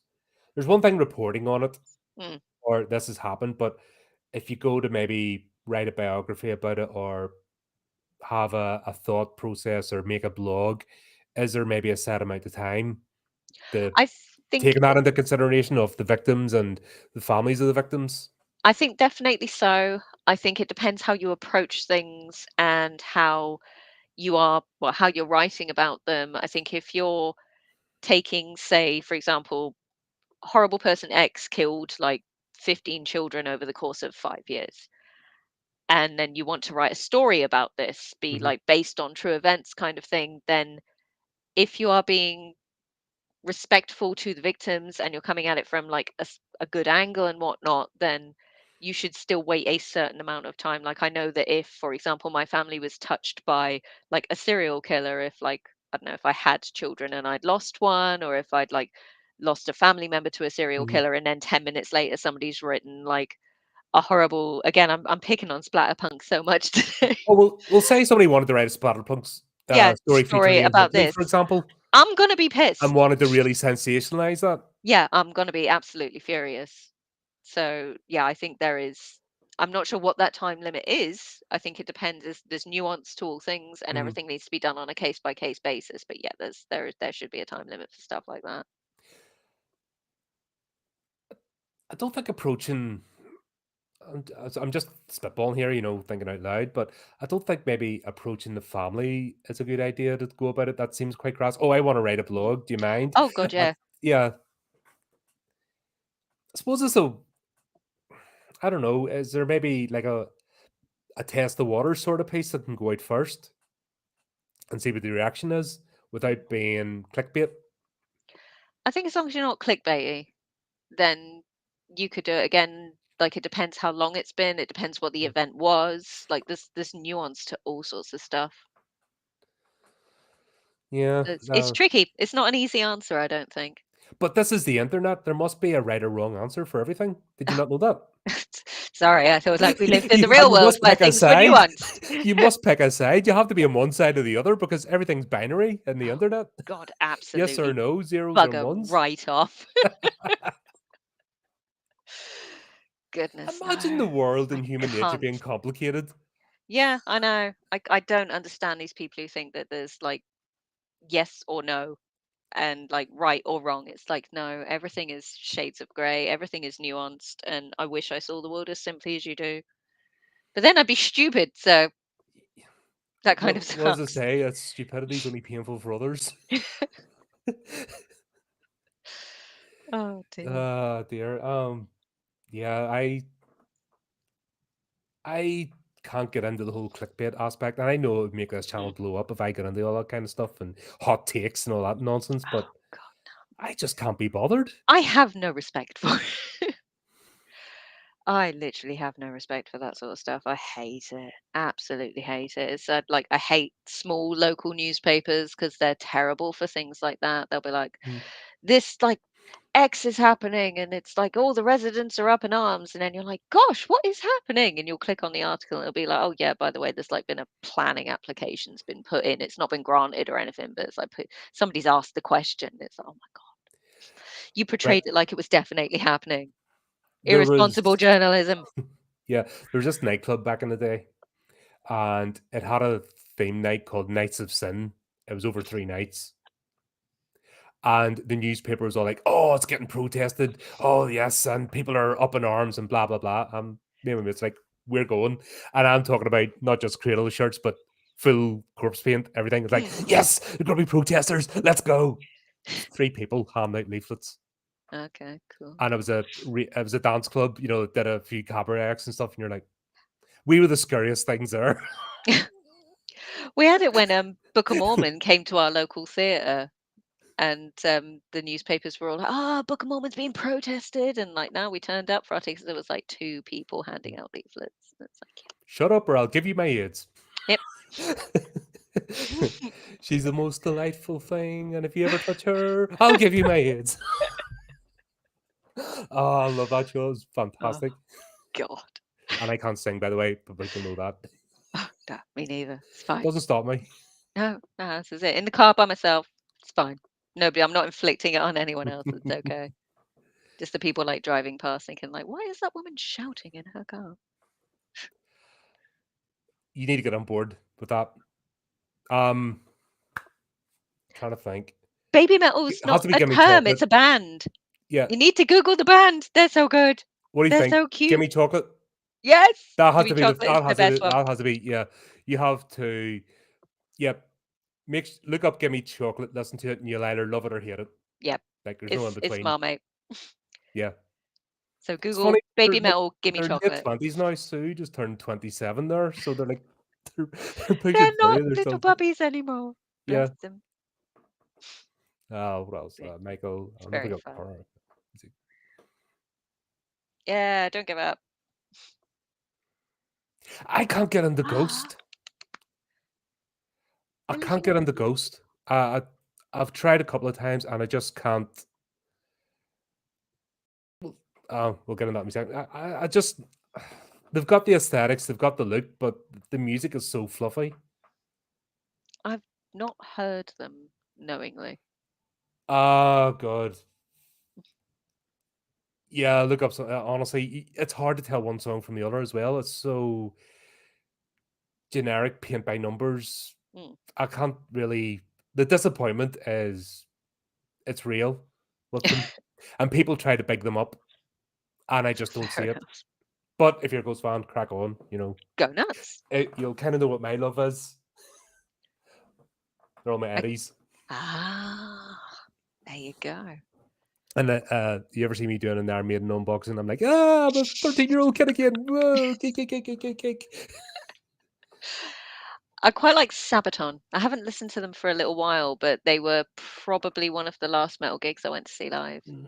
And Devin Townsend, I can't he take used to be Jocelyn seriously. strapping young lad, I think he was in. Oh god, that's a 90s tastic. Yeah. Yeah. His modern stuff is very, very different. It's again, if you if you only love him for strapping young lad, you won't like the new stuff he does, but his new Mhm. stuff is really, really cool. The dude has such a range of talent. He's amazing. Yeah. Actually, Really good talking live. of true crime, actually, Mm, Skinned have kind of disappeared, haven't they? mm. Sort of vanished into the background. I wasn't too fussed in Volume 3. I think when they cut ties with Tallyho, their producer, like you just saw the videos and stuff. I don't know if you follow them at all. It's not ringing a bell, I'm afraid. All right. Basically, it's two Educate. people. It's her, Skinned, and Father or something, the drummer, and their songs are all based on true crime. Ah. And first two albums, Volume 1 and Volume 2, are great, like Hmm, really great music. But then Volume 3, I noticed the cut ties with mm, their producer. Like what do you got? Richard Ramirez, um, flip they did Columbine, mm. really intense song that. Wow. But Volume 3 just felt like they were dialing it in and had lost their sort of Oomph. voice or their passion for Yeah. it. Yeah. And I don't know whether it is a combination of things or just done, but I haven't heard from him flip over a year now. Yeah. It's always a shame. Yeah. I love it when you get themed metal bands. Like I mentioned Sabaton earlier, and all Hmm. their songs are about like battles from like the wars and stuff. So it's always really good. Yeah. And they sing about like war stuff. When I I went to just see can't them take live, Jocelyn seriously. they got introduced as like metal with tanks. Yeah. His aesthetic is just strange. Mm. You know, his his flak jacket with the I don't know whether he's trying to be a joke or a comedy band, but the music isn't really comedy based, so it doesn't kind of match. Wow, you never know. Maybe he's just trying to be distinctive. Yeah, well, he's achieved that, but like it just sort of doesn't mix with the music to play. If that Yeah, makes sense. It just I don't know. I pick up on things like that, and it just sort of makes me go, no, it doesn't quite fit. that's not gelling. Uh, yes, but true Yeah. crimes, the warn people, uh, Mm, just like yeah. But that's one of the things about horror is, and we have obviously talked about it, the morality of horror and sort of the message that the horror genre is meant to warn people: don't do mm. the thing. That thing is silly. It'll lead to bad places. Here's what can happen. You know, it's not encouraging it in any way. No, no, and it shouldn't be. It should be like like a moral lesson and stuff. Like if we explore down these paths, like look where you'll end up. It's not a happy place. Yeah. Like anyone that decides to go into the abandoned house and go to the basement on their own, I'll just split off and go and check out the basement. You deserve anything that happened to you. Off you go then. Yeah, that's it. Darwinism at play. That's it. Um,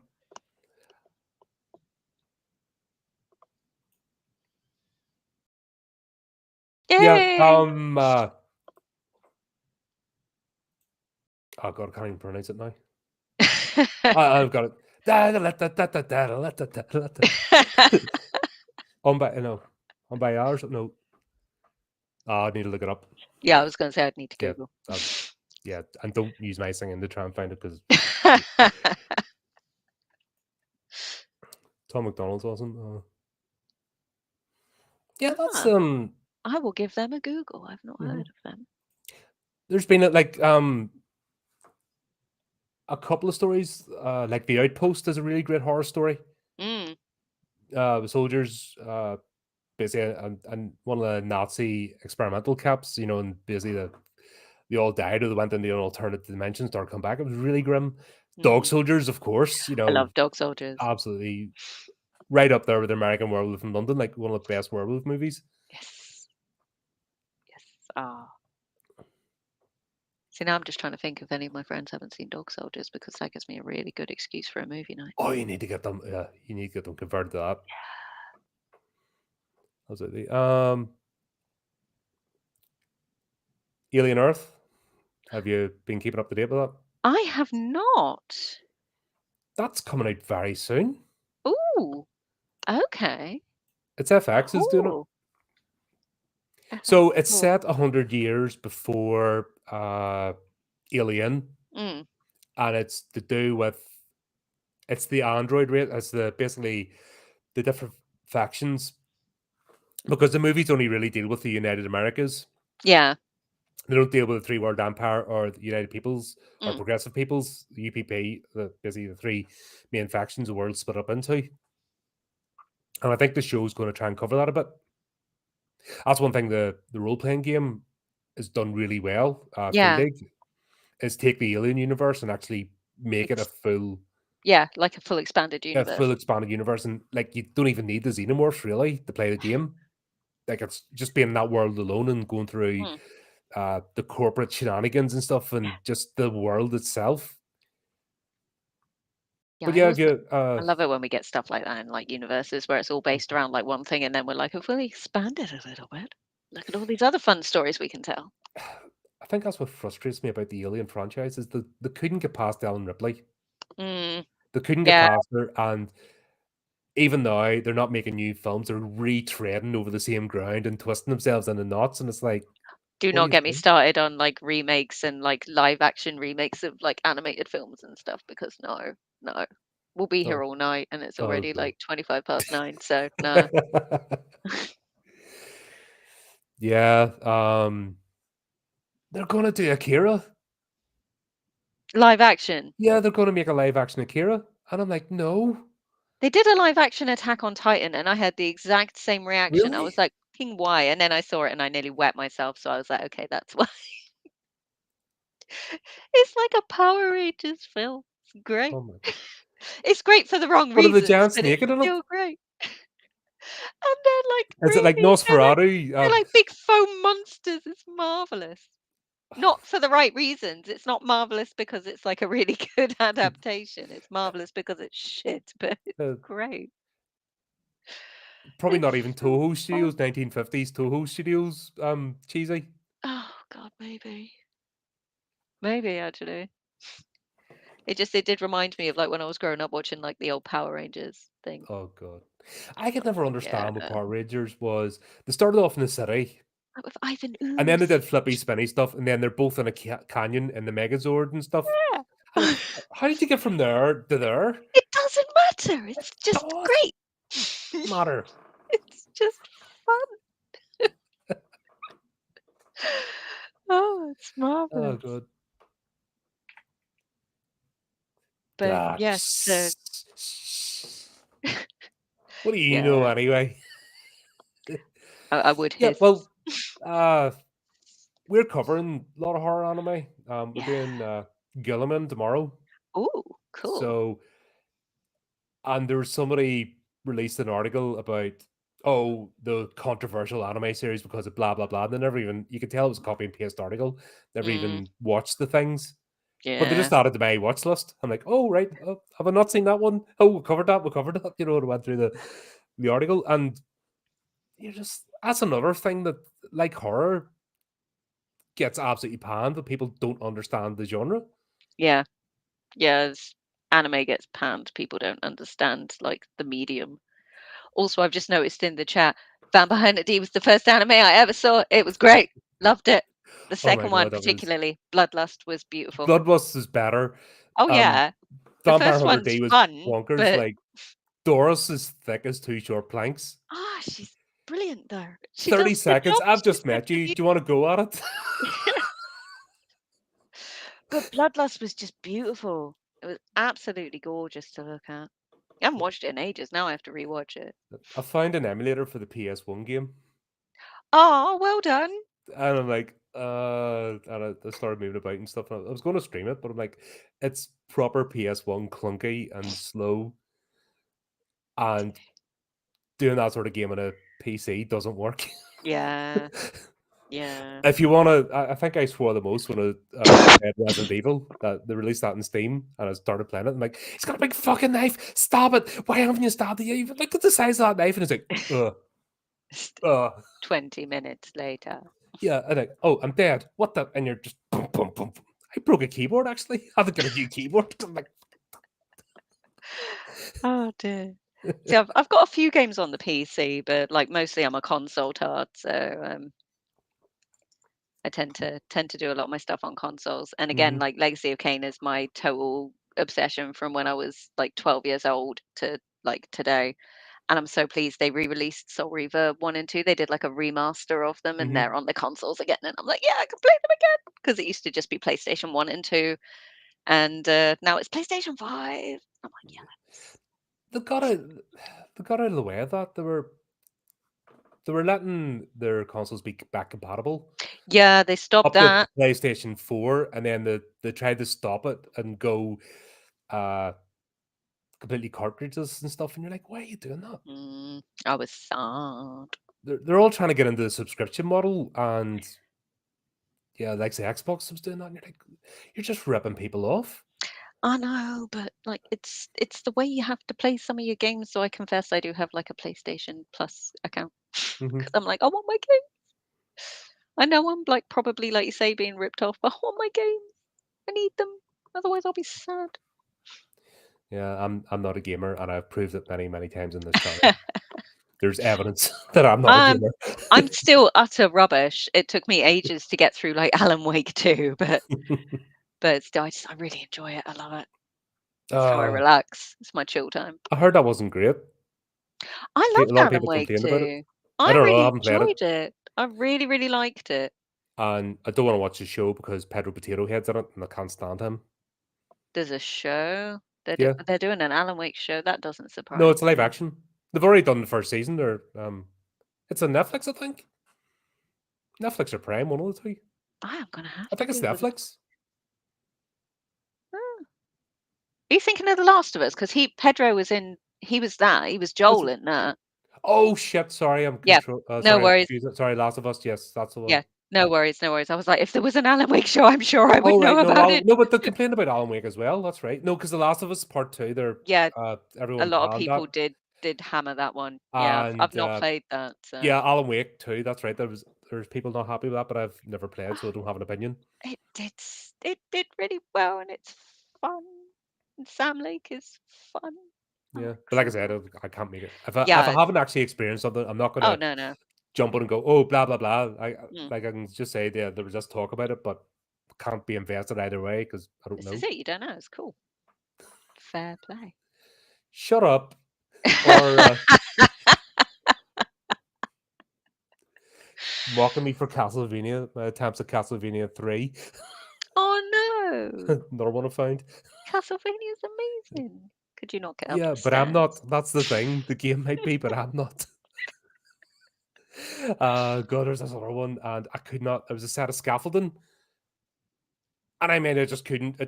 Right, and it took about 10 minutes. I'm like, fuck it, I've just got to start point, and I fall off the edge. I'm like, this is too fucking like it's head height. What the hell? Why is this difficult? Oh, it probably shouldn't be, but never mind.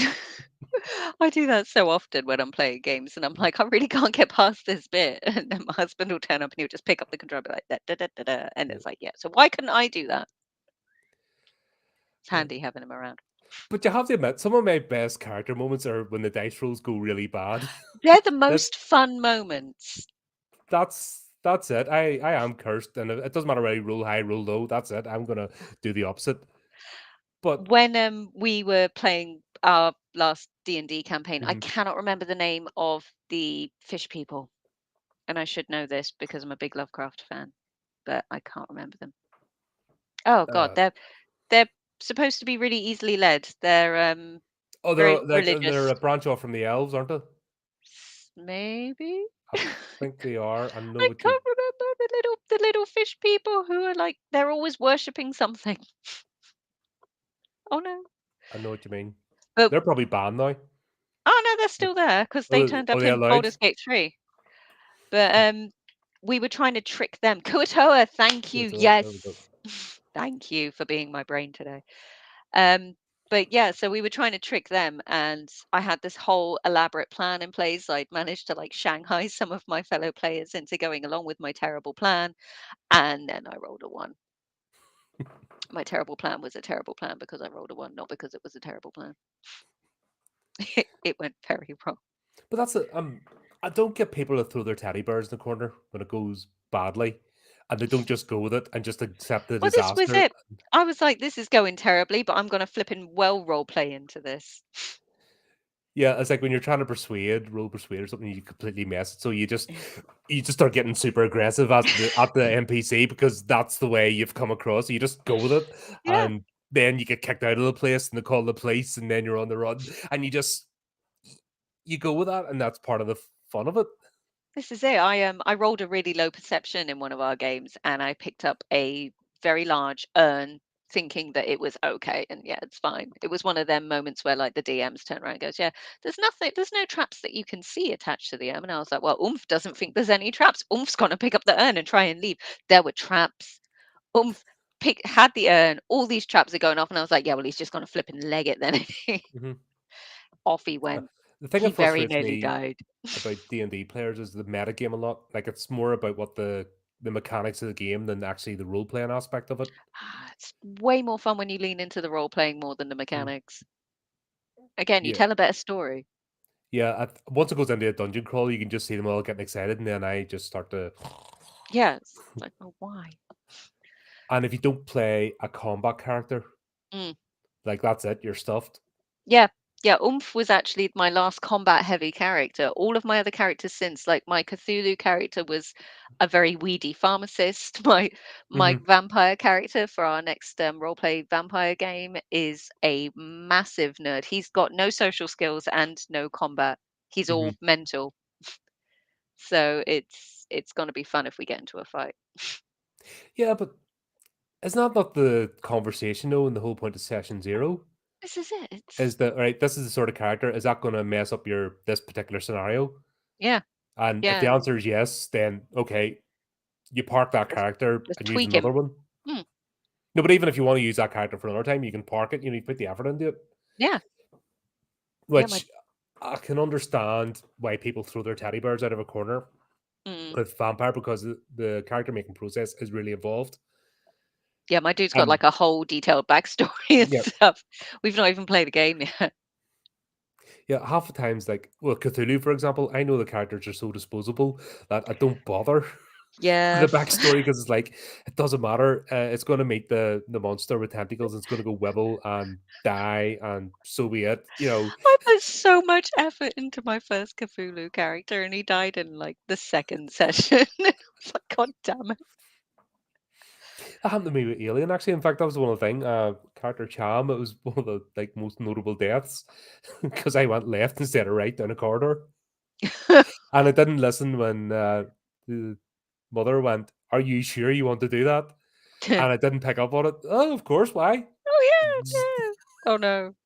Maybe And not. then everybody understood how stress dice and everything just makes you go wibble, and how powerful. It wasn't even a xenomorph; it was a neomorph. It was. Mm. It wasn't even a fully grown or fully It was a developed. Barbie one. Yeah, and it ripped me to absolute pieces because my cat just went because at that stage I rolled like 10 stress dice, and it means you just pee yourself and just stand there and go la, la, la, la. Oh, no. Oh, dear. Uh yeah, I haven't heard that one. I'm looking forward to what was it, the Ghost Rail or something? Was it Rail Gods? I think that's coming out this year. Oh, So it's almost like build your own world. You're mm, in charge of you have a real god. It's a train, and you basically to feed the god. And the more you make your god happy, the better your train becomes. fair play. I've And that's not. it. You just go along these tracks, and it's all things you encounter, and you offer things to it, and That sounds fun. it does. Just Yeah. something random to do from time to time. So that's one of there's a lot of Lovecraftian games Mm. come out. Did you ever play that one? Troll, was it? Yeah, Troll. No, You go about no. in tugboat. Oh, Um, is that Dredge, Dredge? sorry, Dredge, Dredge. Dredge, Yes. sorry, Yes, I like Dredge. Dredge. Dredge was fun. I don't know. I Dredge might was have a been lot of playing it fun. wrong because I was taking ages to do anything, Well, yeah, but it's and still then good. I'd purposely just stayed out at night just for things to happen. It's like, where's the boogies? Come on. But I know of the Sinking City. That's like I played one of the Sinking City games. Like, is it? I'm trying to remember. I'm sure it's a series, and it's a series. There's more than one, obviously. And I played the one that was Innsmouth.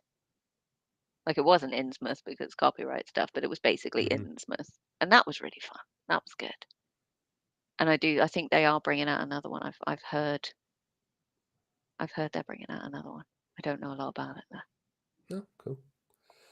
I'm a fan. Like so many, and Yeah, this is there's it. I some can't that keep are up. like really disappointing. They start off and with the foggy, smoky intro, Mm, and then the gameplay is absolutely terrible, and you're just like, yeah. yeah, just delete straight away. I get sad when you get Lovecraftian style games and people just go for the aesthetic rather than knowing what it is that's Mhm. actually like the horror element and stuff. And like you can tell that the person who made this didn't really get what cosmic horror is all about. Yeah, And it's like you've just gone for like, oh, boogies, people scared, and it's like, no, no. I mean, yes, boogies, but no. yeah, Come it's the on, sense of dread. What was one that came out there a like the couple of years lack of ago? Have you seen control. Glorious? No, Oh, that film is amazing. That is like it's set in a bathroom. marvelous. That's There it. you It's a go. bathroom, one character and a voice, and there's a Okay. couple of guests. There's about 5 characters in the whole movie, Hmm, and it's proper Lovecraftian, cosmic horror, and nice. it Glorious. it plays about Glorious. Yeah. Cool. I'll uh I'll see. Is that on like a streaming service or am I gonna have to I'd like seen pick it it on up? Shutter. Ooh, cool. Okay, I've got Shudder. Shockingly enough. Oh, there is like Uh I said no. Like if we just said right now, never going to watch anything new from this point onwards. I'm not There gonna be is bored. there's more than enough material to cover 20 lifetimes, Yeah. and it's all different. Mm, Right, you watch a superhero capes and cowl thing, you've seen them all. They're all the same. mm. You can watch a different horror movie every day, and if you go across all the different subgenres, Yeah, you can watch something different every time. And this is again one of the things with like the horror genre is I hate it when people, and this is gonna sound flipping weird, but I hate it when people talk about the horror genre. Because it's like again so much yeah, nuance. There's so many subgenres. It's like, well, what part of the horror genre are you talking about? People, are, oh, I don't like horror, and it's like that's fair enough. You're allowed to not like things, but what horror have you seen? Maybe there's a subgenre that you will like. yeah. It's like you And are, like I said, you're allowed to not like stuff, of course, but it's like it's if a you've only blanket seen one statement. kind, yeah. It's the blanket statement, and tarring everything with the same brush Mm, really aggravates me. And that's one of the purposes of this channel is to push back against that. mm. Like explore And the variety, man. it's just get away. Like this is the least toxic environment in terms of creators and fans, etc. Because it really, yes, you get the odd idiot, and most of them are tourists that come in to try and start. What are they tried to start shit with Candyman remake or Mm. sequel, whatever. I have my own issues with it. Like I said, Jordan Peele did Tony Todd dirty in it, which annoyed me. He should have shown a bit more respect to that stupid CGI thing. He could have Not had him on I've board. not seen the newest All right, Candyman don't, one yet. Cool. don't. Awesome. Fair enough. Yeah, he does. Like the biggest thing he does is not respect Tony Todd, and Cool. that really pissed me off. Yeah, that's Um, not a thing to do. they tried to start shit over the Hellraiser reboot. Mm, Oh, blah blah blah. I was like, oh, you're only angry because it's not Doug Bradley. It's like this is the fourth character, actor to play Pinhead. So what are you talking about? yeah. You hate it because you're this, folks. I'm like, have you read Clive Barker? Spit or blood, your choice. Do you think we're any sort of estherphobe if you read Clive Barker? Get a grip. Yeah. Once Again, again, this not understanding the genre or the audience and just no, trying to bring that normie nonsense into it. this is Uh like one of the things I can't remember what it was I was talking about earlier. But when I was saying like people are making judgments and they've not actually read the work, yeah, and it's like, stop it. yeah, piss At off. least know what it is you're criticizing. Um, what was the other one they tried? They've tried it about 3 or 4 movies. Have tried that, and the movies have disappeared like a fart in the wind because horror is so vast. Mm, Where that happens in normie world all the time because it's the only thing that can use to hype movies for a mm, start and get people talking about them. But there's such a big thing that studios either made or broken on one movie, mm. where that's that's just a blip. That's just a Tuesday. A horror movie coming out. It's just a Tuesday because There you go. guaranteed there's another 20 movies already in production out there, all different levels. Never big budget, but medium, small, micro budget. You've the whole range and Mm, covers everything. yeah. Yeah, it's this there's so much to it, and it's mental when people like, not only do they not appreciate that, I understand, like, sometimes you just might not know the depth of the genre, but, like, when they then come in and, like, start ragging, and it's like, "Nah, just calm down. Learn Yeah, what it is you're ragging on before you rag on it. yeah. It's not And hard. It's there is fun." stuff like the splatterpunk is designed to be shocking. That's what Mm, it all goes for. But there's some of the stories are all right. If somebody has a good story in mind and just use that mm, uh method of storytelling, so be yeah. it. This is it. I'm all for, like to be entirely honest, splatterpunk is not my favorite Hmm. subgenre, naturally, but if they're telling a good story, go for it. Make it as Hmm. splattery and as punky as you like. As long as it serves the story, then go for it. Go absolutely nuts. Yeah, it's like I'm not a massive fan of erotica. I find it is so boring Mm, and it's tedious and it's by the numbers. yeah, it's these things are happening because this is the formula we follow. And it's Yeah, like, no, it needs to serve the story. Chop chop. and yeah, but if you put a good story and you have Mm, erotica elements, yeah, this is it. all for that. I'm not a romance writer Hmm. ever, but several of my stories have like a romantic element. For example, like my Man in Winter story, like Hmm. Arthur is mourning the loss of his wife, but it's not a romance story. It's just he loved his wife. Yeah. Well, It's there's a just great a horror part of it. romance story. Let the right one in.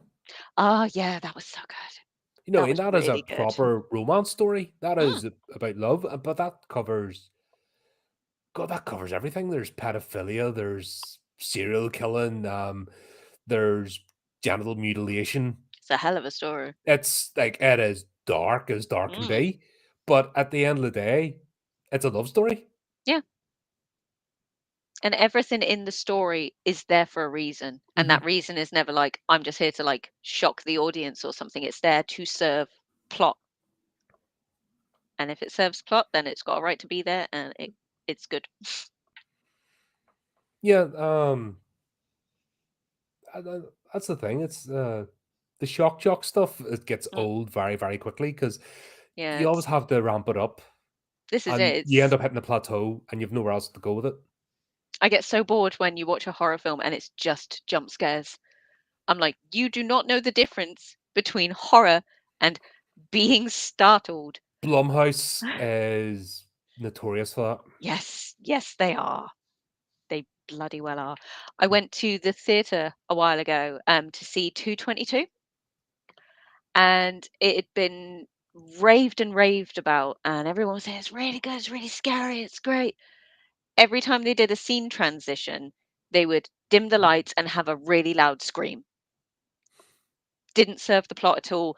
Nobody in the story screamed. Nothing was big and dramatic. It was quite a very quiet, sort of like a ghost story kind of horror. that. And I was like, you've literally got this in here so that your audience go, "Ooh," a little bit and get startled. Probably so you can film them and then in the adverts for the play, like show people going, "Ooh." Oh, what was that? And hate it when they do that. What was that paranormal series? The found footage one.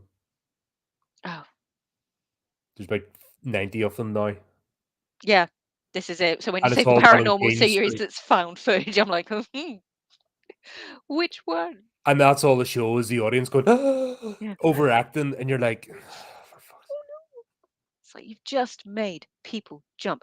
Also, Twilight, go away. sake. We don't have sparkly vampires on this channel. No, we do bloody not. I'm gonna review Dale. I'm gonna review Twilight just to annoy you sometime. Oh dear. It like I'm all for making monsters tragic and relatable and empathic and understanding them and giving them a bit more depth and nuance, but that's not what Twilight does. I miss monsters being scary. And that's you mentioned it there at the start. You know, Nosferatu. Robert Mm. Eggers bringing it back, and he's now starting on Werewolf. Yes, yeah, I saw that he was And doing that. like, if anybody can do it, it's going to be him. Yeah. And Universal failed to bring their own monsters back, and it's Yeah, going to be Robert Eggers is going to yeah, I do it. remember they Like, did like the mummy, but again, they made her sexy, and I'm like, she's not.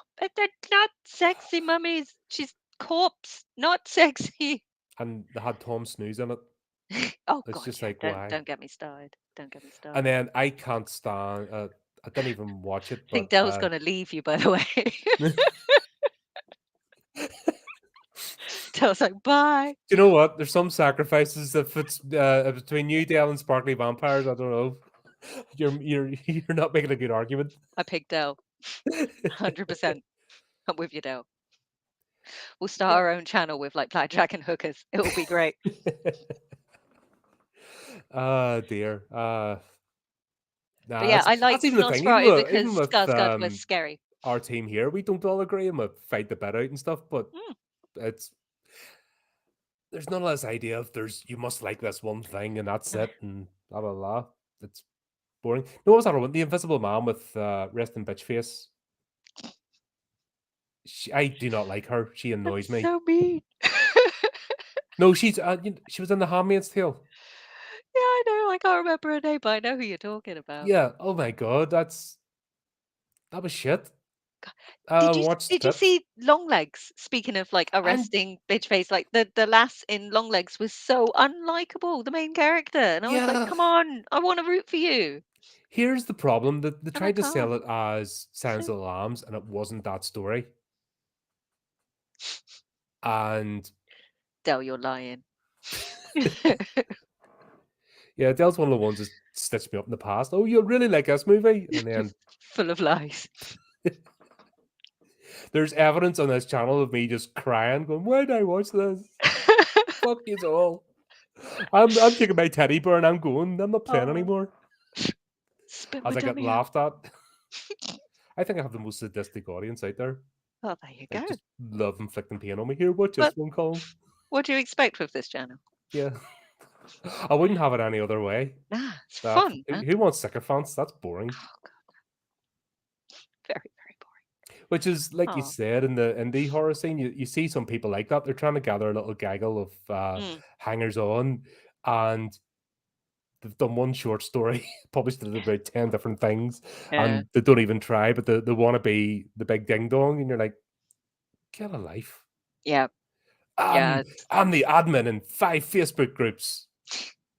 Okay, Good for you. you win. Congrats. Yeah. But yeah, it's like on my own website, I try to mostly talk about things I like Mhm. because when I first started, everyone was like, they were like ragging on stuff to try and get views. Like the more I hate it and the funnier I hate it, like the more people will watch me, the more people will read my stuff. And I was like, you know what? I'm gonna talk about stuff I like. I'm gonna like make this place a thing of where people turn up and they're like, wow, that sounds really good. And then they'll go and find something that they like too. I love doing that. Yeah. And yeah, I think if you do it honestly and stuff, then it works well. But like, don't just say you like something and say it's great because everybody else likes it. That's dumb and dishonest and hypocritical and I've bad. always said it's important to say why you like something and why you don't like something. Mm, I held a workshop in here, God, was it a year and a half ago, on becoming a reviewer, mm, and I don't think they quite understood. They're looking for the formulaic, write these 10 things yeah, in a review, and it's like, no, step by step. no, no, no. You have to understand the mindset. Mm, That's important. Everything else falls into place if you have the right sort of mindset going into it. I.e., why are you reviewing stuff? mm, What do you look for? yeah, Because this is what people need to understand. Okay, if I'm watching a movie, these are the things I'm looking for. mm, If someone else is watching a movie, they might look for different things. Does it change mm, if you're reviewing a movie or reviewing a book? You know what I mean? Are you looking for different things when you read something as mm. opposed to watching something? Yeah, yeah. It's a lot of the time I tend to look when I'm watching something or reading something, to be honest.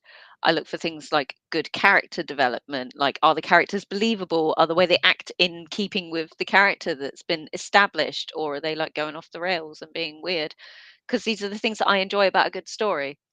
It's like a Mhm, solid plot, good characters. The things that happen in the story are there because of plot, not just there because this is tick box exercise. So these are what a lot of like my reviews focus on when I talk about things. mhm. And yeah, so yeah, I'm just saying I agree with you. No, excellent. it's, it's important to like know what it is you're looking for when you review something. Do you find as well when you turn on that reviewer head, that's it. It's a permanent switch. Yeah, it does make it hard to watch things sometimes. Be sitting there watching something, I'm like, this is going on a bit long, or this, well, like, why is this person doing this and stuff? I remember years and years and years ago, back when there were dinosaurs walking the earth and I was doing my A levels, I did media studies. And while I was doing media studies, I really struggled to watch things Mhm. without being critical. So yeah, Yeah, you can break things sometimes. ye yes and no, because I think you get a better appreciation. You get more from the experience because 'cause you're paying attention. Yeah. Where God, there's even movies in this, we've talked about and things, and, like, "You've never seen that, have you?" I'm like, "No." And then 10 minutes into it, I'm like, "I have seen this." One of them things, Yeah. like, a perfect examples, Romero's Martin. Mm, Everyone was ta I know because it was, hit the 30-year anniversary or something, and I'm like, got into it straight away. I'm like, I recognize this. I've seen this, but I was a kid when I watched it. You know what I mean? I was really young, but it was one of the movies that stuck with me, and it wasn't the gory scenes. mm, It was the bits in between of Martin being the awkward kid because it kind of resonated with him, yeah. and it was just one of the movies that stayed with me. And yeah, when I watched the game, I'm like, bloody hell, I've seen this. Yeah, I remember. Yeah, I remember that bit. I remember that bit. All clicked into place. Mm, But I yes. don't think I Yeah. was fully paying attention when I watched it as a kid, where as when I was reviewing it, I'm like, "Oh, right, that's why he went to the Mm, cousin's house, and he's a bit old for a cousin, blah blah." And oh, right, that's why the family is. Oh, that's why he is, because you realize that these are all like a lunatic family, like a cult, mm, yeah. and yeah, of course, his brain's going to get twisted being in that environment. Well, obviously. But I know what you mean. It's the amount of times like in my Facebook memories popped up like on this day 13 years ago, you went and saw this, and I'm like, did I Yeah, really? And I know if I started watching it again, I'd be like, "Ah, I remember this." The worst one's when somebody asks me, and then I realize I've not just watched it, but I've reviewed it, and there's Yeah. evidence of me reviewing it. I'm going, It's like, "I've been reviewing things for so long. yeah, that was like I can't 50 remember." movies ago. How am I meant to remember? I've only got a wee brain this size. Give me a This is it. chance. I was gonna say, I can't remember what I did last week, let alone what I Yeah. did, like, 15 years ago. Jesus. I enjoyed it, but there was bits of Mm, us like I was able to get past. I understand why the marketing pissed a lot of people off because it was marketed as a specific thing, and it wasn't that. mm. And it's the unreliable narrator story, Yeah, and I didn't you. like the main character. I But were you struggled. meant to? Yeah, well, this is it. I enjoyed the film a lot. Yep. I also took a minute to sort of peg. I was like, "That's Cage, isn't it?" Because Hmm. yeah, Cage doesn't look like Cage, man. No, But yeah, it was a good film. I did not like the main character, but like you say, I don't think you were meant to like the main yeah, I character. because it was the unreliable narrator, Mm, and I don't think she was an actual protagonist. And it's one of them sort of left hanging. You don't get any, not everything gets tied up in a neat mm. little bow. There's more questions than answers at the end of it, but Oh yeah, that's and I wanted exactly to punch that's her at the end. yeah. But I think you were meant to. I was like, "Where's my axe?" Yeah. I was like, "Right, where are we? Off we Oh, you go." are ready for the internet? Come on, trolls. Basically. But no, so it was a very good film. It made you well, it made me react to it. So it did its job. Mhm. I That's would it. There's recommend it. nothing worse than apathy. Mm, But the cinemas were all closing down. Like Hollywood was bust because of the writer's strike, and it mm, was little indie horror movies like Longlegs and Terrifier 3, and that were the ones making the waves. mm. It was all those sort of movies that kept the doors open and people talking about it. Like 2024 was great for us because Yeah, like there was too much to talk about. this is it. We've got off to a wee bit of a slow start this year, but there's loads of stuff on the horizon. So, Yeah. And we did get like we've mentioned it a few times, but we did get Nosferatu mhm, at the beginning of the year, which was pretty good. yeah, because we did get it. We had to wait the New Year's Day where Yeah. everyone else got it at Christmas, and like, I hate uh, the regional releases. That Yeah. doesn't make any sense anymore in today's age. Nah, it irritated me so much when like What We Do in the Shadows came out and the last season had been out for like I think about a month before we got it in the UK. And I was having to avoid spoilers like nobody's business. And I was like, God damn it. Yeah, I was Why at that's what made me stop watching season 3 because it kind of disappeared mm, when I came home and I couldn't find it again, and then I got annoyed, mm. so I didn't bother, and then finally found it and was able to pick up. Yes, Don't worry, Del. We're not spoiling nothing. yeah, We yeah, we've we've had that already mentioned conversation. no spoilers. It's good. That's enough of a spoiler. Yeah, you kind of do it. Let's talk about some of your stuff again because I think it's only fair seeing you're here while we've went on a bit. Um, you do a mix of creating your own material, Mm, novels, novellas, but also spitting the anthologies. Is yes. it important to have that kind of mixed bag of work? Does it keep you rather than I know there's quite a few authors always have like the big project and then you hear nothing from them until said big project comes out. Yeah, I tend to work the way I do. I've got usually one big main project, a little side big project, Hmm. and then I try and churn out, I say churn out, I try and write at least one short story every couple of months. And that's just the way my brain works. If I only had one project on the go, I would get bored with it. Hmm. So I need to be jumping around, dipping into different things, writing different things, mostly because I'll be like sitting downstairs watching something and I'll be like, oh, that's a really good idea. I need to write something like that. Whereas if I only worked on big projects, I would drop the big project I was working on to go and play with this new idea Hmm. and nothing would ever get finished. Nothing would ever get done. Is that So, a yeah, technique you've developed over time? definitely. I used to just work on one big thing at once and I struggled to finish things. So I was like, I wonder if I could like play with all these little ideas in smaller ways. And it turned out it worked really well for me. So, Hmm. yeah. I have promised myself to put more writing time aside this year, Mm. and It's worth doing. I've started off 2025 and bloody busier than ever. Yeah. It's like, what day off have I had not Again, streaming? how is it February already? Like, Yeah, where did January go? I laughed at there's loads of posts going about, oh, January lasts forever. I'm like, No, it doesn't. really? Really? Yeah. Haven't noticed, haven't had a No. minute. I was gonna say, it Not was that like I'm Christmas complaining, of course, yesterday. because No. I would rather be full to the tilt and then reach the Mm. end of life going, wow, oh, is that it already? Oh, right, okay. But yeah, Yes. it's time to Yeah. pop my clogs in, than just sitting there staring at the wall or the Mm. TV and just agonizingly going through every minute, every hour of existence. Like, that is not a life. No, that's boring. I would rather be far too busy and be You know, slightly stressed. is that part of the creative mindset? That it's not about notoriety, it's not about money, although those things are nice. Oh yeah, It's but I not don't about getting up the social ladder, but it's don't that make need. money. What's that? Is it that itch in the back of your brain that you just have to be doing something? Mm, I think so.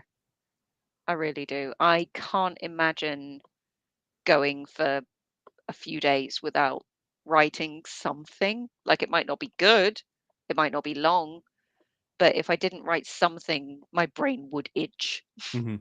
and then I'd go mad, which would be unpleasant for everyone around me. Especially when you got exes. Especially when I Yep. have a big axe. Her name's Matilda. Have exes, will go insane. Yep. Stand by.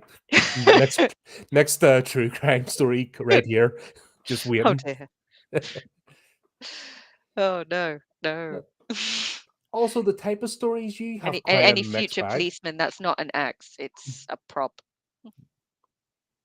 Yeah. You only get arrested for social media posts today anyway over here. Oh, cool, awesome. So don't you Don't can post you can about do my whatever you want as long axe. as you don't make a naughty post about it. Fair enough, cool. No talking about my axe. I'm surprised I haven't been like I hate YouTubers that are so careful about the way they speak Mm, and they dodge around stuff and you're like, just say, oh, I might get demonetized. Well, don't have all your eggs in one basket then. mm, You idiot. And it is so painful. There was one guy I remember back in the day, and I could only watch a couple of his videos, and he was talking about pop culture stuff, and that was just so careful about this word. Sorry, I'm about to. bless you. Thank you. I just felt that one coming up. Like, oh my god, that's of course right at this point. Um, and it's painful to listen to him. It's like just say what you think, or Mm, don't say it at all. this is And it. yeah, I should have been banned like loads of times for some of the stuff, but I just think having an honest conversation. This is it. I swear a lot. Mhm. I would be banned from YouTube. I would make no money I from never YouTube. swear on this channel much. No, no, not at all. God, I done I a there I was rein it a in at work, but that's about it. yeah, that's it. Yeah. When you go out and meet the world, you sort of rein it in, but this is the opportunity just to speak Mm, and be yourself and talk about what you want to talk about. And I'm all for that. And you know what? If it doesn't get me in the top 100 YouTubers of all time, I'll happily live with it. Where are we? yeah, don't dox yourself. Yeah, nobody. Yeah, well, it doesn't matter when one of the shows, like we're covering Wellington Paranormal at the moment, Mm. and Dale happens to live in Lower Hutt where it's all filmed. Oh dear. And it's like she's about to go, oh, I don't no, you don't live so many No, yards away from there. no, Don't go that specific. Um, dangerous. what's your favorite story character that you've created? At the moment, it is probably still Arthur. I love my Arthur. You, Arthur's my boy. is that because of the links to your real life experience, or because it's like your first main story? What's the sort of factors that is it I story itself? I think it is because of my real life experience with people with dementia and whatnot. Like they were in the early stages of dementia, same as Arthur. and he felt really, really real to me because he was like an amalgamation of all these different people that I'd met, and he Hmm. lived so loud and clear in my mind when I was writing the story that, yeah, he really stands out to me. I really like him. I Hmm. love the fact that he's like got his secret little drinking flask that nobody knows about. Spoiler, everybody knows about Yeah. it. It's really obvious, dude. But yeah, he was, I don't know, I really felt like a really strong connection to him. I think as well because he was always my example when people would talk about writing characters who are different from yourself. Hmm. Because we did go through, I say we, the I don't know, the internet went through a big phase where there was a lot of discussion about whether you are the right person to be telling the story that you're telling. Should you be If you're not the using, thing, you can't write the thing.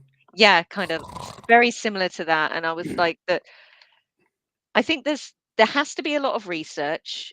There has to be a lot of care and there has to be a lot of respect involved when you are writing people who are different from yourself. But if we all wrote people who were the same as ourselves, all of my characters would be like English women from in like their late 30s or early 40s. I'm not telling you which. And it would be so boring. Whereas Arthur's like an elderly gentleman with dementia who was in wars. Spoiler, I'm not an elderly gentleman and I've never been to war, but he was my most nuanced and deep character Hmm. because I put a lot of care into him. But we'll see that people that do the self-insert thing, usually their Mm, projects fail, yeah.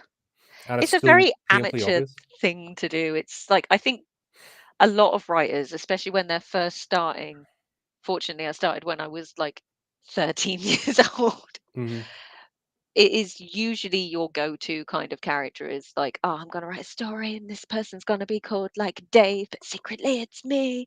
And you can excuse that when you're like 13 years old, but it's when you just stay there and you don't start creating characters, you are just writing yourself in these situations. And it's You, boring because then all of your characters are like between late 30, early 40s English women. It's boring. you've probably seen that in role playing as well. Mm, People play yes. themselves and they don't stretch themselves. Or they play tropes. Mm. And sometimes playing a trope can be kind of fun. Like role play is a fun creative experience, and sometimes if you play a trope and you play it well, it can be really funny for Although everyone you have to hit involved. But vampire, and that's the people take that way too seriously. oh god, yeah, don't do that. This is it. Gideon is like the least vampire-y vampire ever. It's gonna be great. But yeah, I get very tired when people when you're role playing and stuff and they do just play either themselves like, well, this is what I would do in that situation. It's like, yeah, but your character is like, I don't know, a like 5-year-old flipping child from, I don't know, Jamaica. That's not what they would do in this Hmm. situation. Or your character is like a 400-year-old elf. That's not what they would do in this situation. It's mental. Yeah, it's stretch yourself, and Mm, it's good to get out of your comfort zone. I've always tried to live my life that way, is not be in my comfort zone. mm, Yes, it's been detrimental career wise because a lot of people stay in their lane and they just go to the end, and I've never wanted to do that. I could have had a very comfortable life. mm. I started out in health service too, and yeah, I could have just sat at my desk for 30 years and not stretch myself or stress myself in any way, shape, or form.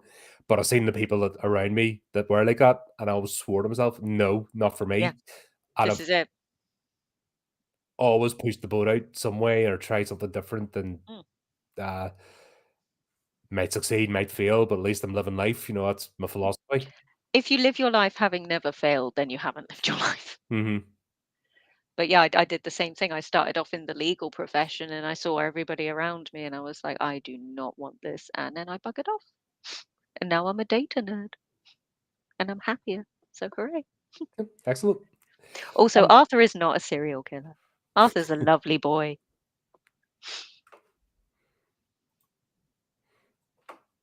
no, you should. Hang on. Let's Lovely baby boy. throw the link in the. Oh, sorry, I have your other page. Man, I went to that one. Right, where's your? On the wrong page. I'm looking for your bio on Amazon. There it is. Right. Perfect. It's hiding from you. Yep. There you go, folks. Obviously, the link to Katie's page is in the description, but go and pick it up. Buy the thing. Buy the thing if you fancy Yeah. it. There's straight plugging right up there, but There you go. yep. Suppose we'll wrap up and release you back into the wild again. To go and, It's past my like, bedtime. yeah. Sort of question I always ask somebody is, if somebody's thinking of becoming a creative, whether it be writing or what else, and they just sort of look at the whole thing and it's like a bunny in the headlamps, what would you suggest to them to get started or how to go about it Cool. So and avoid maybe pitfalls? yeah. Cool. The best thing you can do if you want to be a writer, and this is sounds so trite, and I do apologize, but it is just to start writing. You need to get through your shit phase, basically, where you are going to not be very good, and then you will start to get better. One of the things I found really, really helpful was reaching out to my local community, like Facebook groups and stuff like that. They're all, well, they're not all great. Some of them are really great. Some of them are really helpful. You can meet some really interesting people. I never would have met Colin if I hadn't have been on social media and whatnot. But there are also in-person writing groups and organizations. Like I volunteer at my local literature house. We run loads of really interesting events for people, and there's things like this all over the place.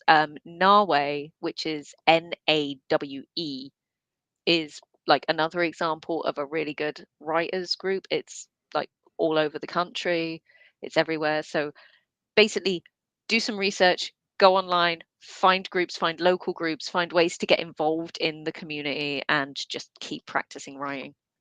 Should people start writing first? Because I think that's the thing with I mentioned earlier on about groups. Mm. There's people will join them, Oh yeah. aspiring writers that have not done a thing, and they'll just hang about in the groups, and then never get past that first stage. And I think maybe because they see people pumping stuff out, it actually has the opposite effect that they become It can afraid be to write. intimidating. It can be. So yeah, this is why I say you should start writing while you're looking for groups.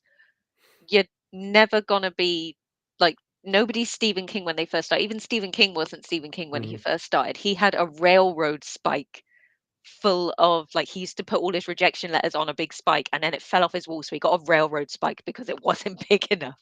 Mhm. So like it's practice. Even the greats need practice, And practice, even some of practice, his practice. stories, like if you look at his anthologies, like there's some proper ropey stories. Oh yeah, there's some weird shit in Yeah. there. Yeah. You're like, what are you doing, Stephen? Sort your life out. God, Maximum Overdrive. God, I mean, he produced stuff like that. Yeah. So See, this is it. nobody's perfect. No, no. And most important question, what's next down the pipeline for you? What's coming up next? Gosh. Okay. How long have we got? As long as you want. Yeah. I I have a novella at the moment, which is with my agent. He is doing a marvelous job of trying to get a publisher to buy it, which is lovely. He also has one of my novellas, which hopefully will come out soon. Like, hopefully, somebody else will pick that one up. I'm working on a new novel. I'm also writing a collection of short stories slash novellas in response to Lovecraftian stories as part of my PhD, which I'm hoping at the end of the PhD to publish as well. And then I churn out short stories reasonably regularly. So yeah, there's Fantastic. loads of stuff. Yeah, keep going. Well, Katie, this has Stuff been. for days. Oh yeah, Volume 2 submissions are now open. In case you haven't noticed, Oh, there we go. See? Yeah. cryptids. Oh, cryptids. Okay. Yeah, but Look at Katie, this those. has been an absolute pleasure. I'm so It glad we has got been to so much chat, fun. Thank you so much for having me. It's and been thanks for being a awesome. good sport and getting on board with it and just going on all the tangents because that's what we love here. God, yeah. Like I said, the trick is getting me to shut up. Never a problem in this channel. We There we love go. that sort of stuff. We do it hardcore here. Don't mess about. Always good. Always good. But yeah, make sure check out Lady Katie's work. Links in the description. And until next time, keep updated with the channel, do the type of tricky things, and remember to keep it creepy, keep it horrific.